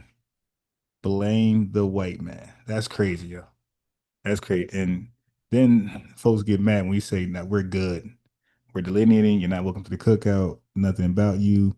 We don't want no African nothing. No African salon. No African nothing. You dig? You good? Just stay over there. No African American. Nah, you guys stay in your bubbles. You created the bubble. Stay there. Stay in the bubble. We don't want nothing with you. Now all of a sudden, we are devices. Yo, your conclusion is totally different from ours. Your conclusion for all those bad actions was blame the white man. Our conclusion is we must delineate. You dig? So we look at life just two different ways. Yo, that's wild. Okay, there we go, sister. Victims. Okay. But I mean, this just shows you how deep rooted the division is all across the world. The division between African Americans and Africans and Africans. It's just division, and it's all caused by the white man. Okay, there we go, sister. Because that's gonna always be my root right there. I bet it will be. You don't want no accountability, you dig? So we ain't gonna ask them, the Africans, sell us to white people, because they're gonna be like, hell no, the white man did it all. The white man came and rounded up you FBAs, and he sold you to himself, and there's your slave trade. And we came later, 400 years later, to come. We are on these H-1B visas, student visas, to come save you. We're lying, pretending we're coming here for school or tech jobs. We're coming to save you niggas. That's the real reason why we're over here. Sure. Period. I feel like this is a topic question, but I feel like we kind of touched on this. How has white supremacy affected the relations between Africans and African Americans? I feel like we definitely. Here we go. I'm so glad this is the topic. Get your popcorn. Get ready to laugh. Listen to this right here. Do you want to come in? Now that you're done, come join. You might have some really good. Get it? Daddy. Oh yeah, add another tether. Go ahead. Just pop in. Like it's so random. Like no, y'all didn't just do me like that. Yes, we did, honey. Yes, get me like that. It's okay. It's okay. While she getting ready, somebody speak. We got Alexis Berry. We got Ellie Carlos Magus who just stepped in. Yeah, their conclusion is crazy. Okay, so I feel like, I love that she's coming in because she broke it down so beautiful. Yeah. Let's get another tether story. We got Sound the Alarm in the building. DSA1 is in the building. It's about to be lit. But white supremacy, not only. Message says, so 4 tethers ain't it? Message says, so 4 tethers ain't enough? Our relations between each other, but just our attitude. Again, we talked about it already, that proximity to whiteness, and it's so from Africa to here. It's some people who just view the closer you are to them, the way you talk, from the way you dress, from the way you walk. We all know that black white man look. We all know, okay? And it's like you don't know, like your whole face, just like it's just all like, like damn, shit. But I'm sorry, all I heard was black man was like, yeah. I don't know if it was like we know. And again, I love Dr. Umar. He's a little sketchy. Dr. Umar is amazing. Yo, Dr. Umar is their reference point. That's crazy. I'm sorry, I love that. He got moments where it's like we know. And again, I love Dr. Umar. He's a little sketchy. Dr. Umar is amazing. I'm sorry, I love that. He got moments where it's like, all right now. But he moving on down. He Dr. Umar too much. And he said he has this theory about interracial relationships. Come on, Ida. And I just feel like I agree so deeply in. Because y'all make jokes about me. Y'all be like, oh my God, y'all gonna marry a white man. I promise you I would never do that. Because first of all, I want somebody that understands my experience as a black woman. I don't want nobody questioning me on my experiences as a black woman. I want somebody that gets it. But now. Wait a minute. So why did she... Wait, hold on. So why did she...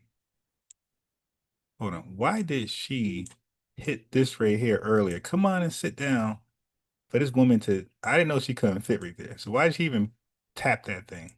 That's crazy. She just sat on the floor though. And he said he had into when you marry a white person, you marry into white culture. You're marrying to reap the benefits of white culture. Whether it's love, we can understand love. But again, you are marrying black men marry white women to get closer to proximity to whiteness. And I don't care what nobody say to me. That's literally the truth. Love can be there. That's African logic, okay? That's not the norm. That's fine, but let's not act like let's be real with yourself. You pick Susie for a reason. I feel like that can be subconscious. I don't think they. No. Most of our that can't be our reason why we date white women, because you can't say our athletes do it. Because they are the prize. They're the rich. They're the golden ticket. So white women, so it's the reverse what you guys said. Like they go after wealthy black people, black men, white people. So what would inspire a non-wealthy black person to, have a relationship with a white woman or man? Is not wealth at all. But because we that's what y'all do. We definitely. There's no case where we marry, at least that don't happen over with us. We don't marry into wealth via white people. They do it on purpose. That's what I'm saying. Yeah, it can definitely be subconscious because, Piece of Darrell Williams. The white man. Yeah. But I was going to touch on that because you was like, I was listening to a podcast and it was reading Reddit and it was like, oh, I married this black man who's a white girl. Yes. she was like, oh, I married this black man and he used to always talk down on black girls and, you know, like, he just said he loved me so much. But now that we're married and we've been here for years, I feel like he married me so he can get into my privileges. And lady, you're messed up. Can I say that? Because you knew he hated his kind. You married him anyway. And now that you know they are 100% projecting that he married you for that one reason, you looking at him sideways. Bombastic side eye. The white man. But just to Hi, Ida. Hey guys, I know that's on the last episode. Ida, if you ain't gonna contribute to spilling the tea, we don't want to hear from you. Be in the house, but just to talk on the topic in a way, I just feel like I said, it's definitely from history. It's history that's just playing over and over and over. Traditions, perspectives. You know, if it's deeply rooted in you, and then your grandparents went through it just keep following generation by generation, because we're never addressing it. You know what I'm saying? It's never being addressed. And then you still have systems in today's society, and it's still adding more conflict into those, into it. And it's like a lot of people don't realize it. We still have systemic racism. They put it in the system now. It's not like up front and close now. You have to look deep and be like, oh shoot, there you go right there. That's why I don't get talked about. Because the crazy thing is, Ida, we don't want you in the building. Never mind. Somebody take her seat. Christ is a black man said, here comes the feminism. Oh boy. Yes, there is a big gap disparity between African Americans and Africans. And I feel like is a reason why is because, like I said, the white man has played into brainwashing the whole world. Don't get me wrong, it's not only Africans and it's not only black people. There's a reason why black people feel the way they do, because imagine you by yourself, you got the whole world, not just white men. You have the Indians, you have the Arabs, you have the... I'm sorry, I'm trying to see where she's going and I'm just lost. Let me fast forward a little bit. Get to the topic. It's not in Islam, but amongst Muslims it is. Yes. And it's very distinct. That's how their system is, and they cannot work around it. Or if you have dark skin, they're telling you to bleach it. Asians are not the only ones bleaching their skin. Right. We're not the only ones. You got Asians. Asians. Them being pale is their whole thing. And that's all. Yeah, but guess what? The difference is it looks natural when they do it. Right? I can't tell the difference. I never knew that was a thing. But when you guys bleach your skin, we see it. You look crazy. All of Asia, if you're tan, the Indian people, you're talking light skin. No, they go. If you think about the Adam and Eve story in and stuff like that, and guess what? He has succeeded. White, you can look, you're good. I mean, you know. Darkness. So they see our darkness as what? So many things. While was grief. That's yin yang. Yeah, she came with the rah-rah shit. She came with some crazy talk, trying to get her out of here now. Yeah, never mind. Go back and sit and hold the camera. In the Asian culture, pushed into us. You're gonna learn about African culture. So the light-skinned people and the dark. If you light, dark. It's like, why you don't like my black skin? Status is the cause and effect of slavery. They look at us and they even taught different things. They taught finances on a whole different level. They taught everything on a whole different level. So that they know that you're more educated than us. They know, they know that they're on a different level, and it's kind of like a ha ha ha moment. Like, yeah, I'm better than you. Right. And I feel like this isn't really pertaining to the topic too much, but I feel like this is important to say. I will not entertain no conversations with non-black people about black things, because I feel like it's kind of useless. If a black person comes to me and says, I've been through A, B, and C, what else is there else to talk about? Why do I need to talk to you about it? He said it already. Why does it have to come? Why do I have to then discourse with you about it? It just kind of gives that see, you understand what I'm saying? Like, look, see, you see, like, that's how I feel like it gives. And I feel like any no black person should be entertaining our racial experiences, if you're here to listen, then that's a different story. But to converse and go back and forth, no, that's crazy. Definitely. And then, also, I feel like Africans and just Black Americans don't really understand each other because, like I said earlier, you can't really understand somebody unless you've been through the same experiences. So yes, they can empathize it. They know the history. They know everything. But they have not experienced it the same way that the Black Americans experience it. And they don't see that Black Americans are still put in a system in the U.S. Yes, because Africans, when they come from back home, they have the mindset, okay, I'm gonna work. Right. The minute white people see African American, African, they be like, well, they hard working, they gonna work. And then on top of that, they're gonna be like, they're different. They already put us differentiating us already. They already differentiating us. So we're working hard, but when they see our name, they automatically know we're different from the Black Americans here. So they're putting us differently. And then that's what I feel like Africans don't understand. It's like we already have, let's say me. Yeah, somebody gonna ask her to sit back down because she came in like killed everything that was going on.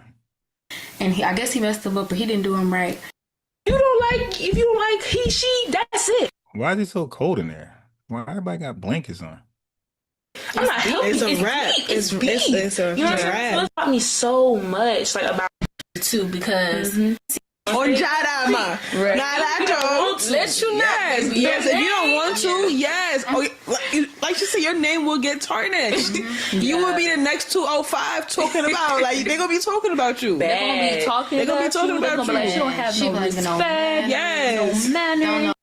Got her floors done by somebody, and I guess he messed them up, but he didn't do them right. This girl, she had got her floors done by somebody, and I guess he messed them up, but he didn't do them right. And he was like, and this is what I get for supporting Black people. You mean for supporting your own kind? Go. Is that what you mean? Black people, I want to see Black people succeed. And I hear that all the time. That right there is just. I don't know where they're going now, but when they use the term Black, obviously it's all inclusive. It's not exclusive the way we would use it. So they're using right now, they're using Black interchangeably with people that are African and plus FBAs. So they're in this Pan-Africanist mode right now. All right. So they're saying all melanated people across the world, I'm guessing. It's the worst thing out of everything.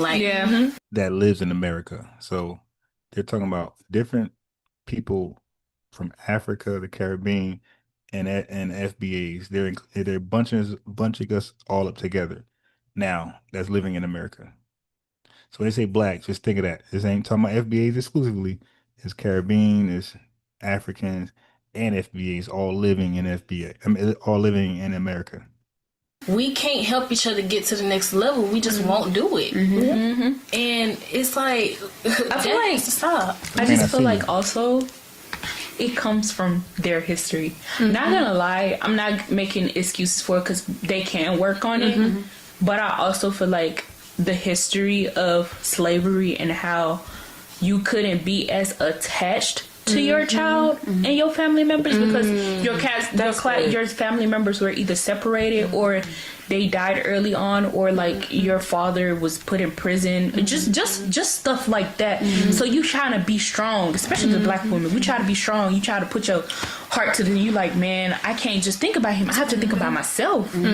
Because in certain situations, the parents, and just think about the community in Birmingham, and how the crime rate is Black on Black crime is so high. At one point, the parents have to see it, man. Like, this is my child, but I cannot keep walking behind this child and trying to save him when I have other children that I have to take care of by myself. And on top of that, he's not listening to me and I'm tired. And I really understand that because I had a customer, y'all. I went to school with her son, and he's always been in that street life. And once you're in that street life, you can't get out. She's taking care of him by himself. She had the toxic family. She stopped talking to her mom, her family, everybody. And her son was stressing her out so much since he was born, she was like, she said she has 2 other sons. She was like, she don't want him around her other 2 sons because she don't want him to be influencing those other 2 sons. She loves him. Yeah, this woman came in and killed the entire conversation, man. Feeling bad for them, that. but I know that they be having to do that for themselves. They really do. Because if you got a person in your house, I know, family. I know. She's mad, and she's mad. Not her, because she's been talking a lot. But them 3 are mad at her because she came. They mad at inviting her. She came and literally took over everything. They can't even get a word in. Okay, she's been doing all of the talking, the most of the talking. She's second. Okay, but them 3 with the circles around their head, they're not happy that they invited this woman in there to speak. Trust me. Because she killed the entire conversation. You got a parent who don't bring no kind of positivity. Look, I'm gonna fast forward and see if she's still speaking. And then somebody pick me up off the street. And I'm so happy. I'm so happy that y'all talking. They got coats on and covers. Yo, what is the temperature in there? Did they break in? About like the teen pregnancy and stuff, because my mom had her first children at 17, right? No matter what. And it's like that has really instilled in her response was. Look, like back talking again. I fast forward, she's talking, she's laughing, but she's back talking. They put all black. Fast forward. No, I will correct you so you can know why you're wrong, so you won't say it. Fast forward. Like when it's like when we go to their masjid, and it's crazy. Like for me saying their masjid because it's our masjid, it's everyone's masjid. But it's like when you go there and you pray, you literally notice how like the sisters. So she got everybody talking about Islam. They like. Make up artist name. Bubblegum. She know what's up. Attacked. Bubblegum. She know what's up. No, I'm black. She blocked me. No, but. My black queens and my Muslim black queens out there. Oh damn! She made the whole. No wonder nobody talking. She made the whole conversation about Islam. Yeah, black women. I love you guys from infinity to infinity, and I think we should all remember that, especially as black women, we are that girl. Like. It may not seem like it in so many things, in so many ways, but we are the blueprint. Yes. We are. So just I don't know what they're talking about now, but Ida, whatever her name is, she came and changed the whole vibe. She made everything about Islam. Like, yo, what was that about?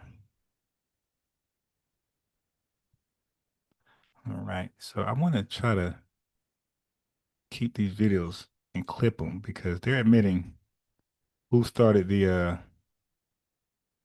Diaspora Wars. It started with their parents. Their parents started the Diaspora Wars. You feel me? Okay, so what is this?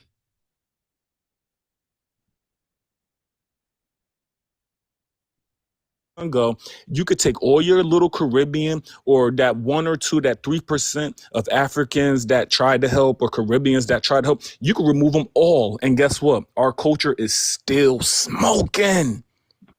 Y'all don't understand that part. We're very proud of. We're proud. How about that? Simon, how about I'm black and I'm proud? How about I'm black and I'm prouder? How about that? Too. Right? Okay. How about you stand? How about I stand on that, right? Because let's keep. And so we already watched that one. All right. What is this? Diaspora Wars. Yeah, we already watched that one. African Americans. Bantu Mandinka in the super chat with that lineage love. $2. Love it, man. Appreciate you. Okay, so we already watched that. I'm trying to figure out. Wait, what's this? No. Hell no. I did this that troll Duke Jackson. I don't play his stuff. Like he got the best clickbait material in the world. Duke Jackson.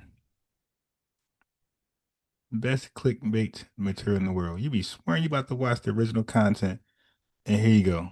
What's happening, everybody? You're like, oh shit, he's the new Tommy Sotomayor, pretty much. Okay, so I'm trying to figure out what is Don't this about? mind, I would like to ask Chelsea. I heard what you said, and I'm really interested in. What is this about? After the British left, or after the French left, after the Italian This is supposed to be about Diaspora Wars, but I don't know. left, we were stuck with these ideas of race and these ideas of otherness that we're allowed to seep into the consciousness of every person of the African diaspora. And even, I think one of the most dangerous parts is us grouping each other all together. So just like we talk about this single story of Africa, or this story of Africa as a continent, rather than the individual experiences of the Senegalese people and the Congolese people, I think we do the same thing in the Black community, where we tell this story of Black people, that the story of Caribbean Americans, of Caribbean people, are not the story of what happened in Africa, which is not the story of what happened here in the Americas. While there are similarities, there's also distinct differences that changes our mindset and how we view different situations and different things. But then there's also this, I think as a Black American, sometimes I believe that because of this grouping of us all together, my history and my importance to this country specifically is distorted because of, especially here at Stony Brook, because of who the Black community, the dominant populations of the Black community are no longer Black Americans, it's Caribbeans and Africans. And so in that way, there's an underlining tone where it's like, yes, the civil rights movement was largely led by Black Americans, and a lot of people, not just Black people, but Asian people, Hispanic people, owe their freedoms and liberties to those people who died in this fight and struggle for equality, for racial equality, and the end of discrimination and Jim Crow. But there's a, in some ways, it feels like a disrespect or a disregard for that history, because of that, the mindset of no culture, or the mindset that because we don't speak a certain language, a different language, which we do, and we all speak it. It's called Ebonics. It's called AAVE. Like the slang, we talk about, oh, this is lit and this is that, and oh, I'm finna go do this, or even the way that we change the English language, or not speaking in complete sentences, speaking standard English, all of that is Black American culture. Mm-hmm. And it's something that's hidden, and I believe that is something that's distorted by this grouping together of all Black people under one identity. Even the original concept of what Blackness was is not what it is now. And I believe that Black Americans through our history have kind of gotten lost in the sauce, if I would say so. Like, and our contributions have definitely been overlooked. Even the creation of Black History Month. Like Black History Month was founded in 1920. It was established in 1926, but Carter G. Woodson was a part of Omega Psi Phi Fraternity Incorporated. And at a big meeting in 1921, he first proposed the idea of Negro Achievement Week, which was meant to celebrate the accomplishments that Negroes made in the U.S. from 1619 until 1921. Right, and now I want to hear. Hemisphere, I used two cases. One Brazil, which has the largest Black population outside of Africa. But if you yes, I changed my mind. We're gonna do the Ben Shapiro reparation rant separate from this, right? I'm gonna stop combining videos. I think they could be, I think it's better that they be done independent of each other, not making one long live and everything there. Even though I could separate it later, but I think the Ben Shapiro rant should be alive by itself. That's a conversation to itself. It's going to speak to different things we can speak about. Yeah. So I don't know what this is. This is nothing. This is nothing burger. I'm going to close it out now, family. I'm hungry. Got to go eat. It's 2:00 p.m. Got to eat. Thank you guys for pulling up. really appreciate you guys. But I will do the Ben Shapiro um FBA reparation rant. My goal is to try to get it done around like the 4 or 5 p.m. I could have went live yesterday, but I was just in the wrong location.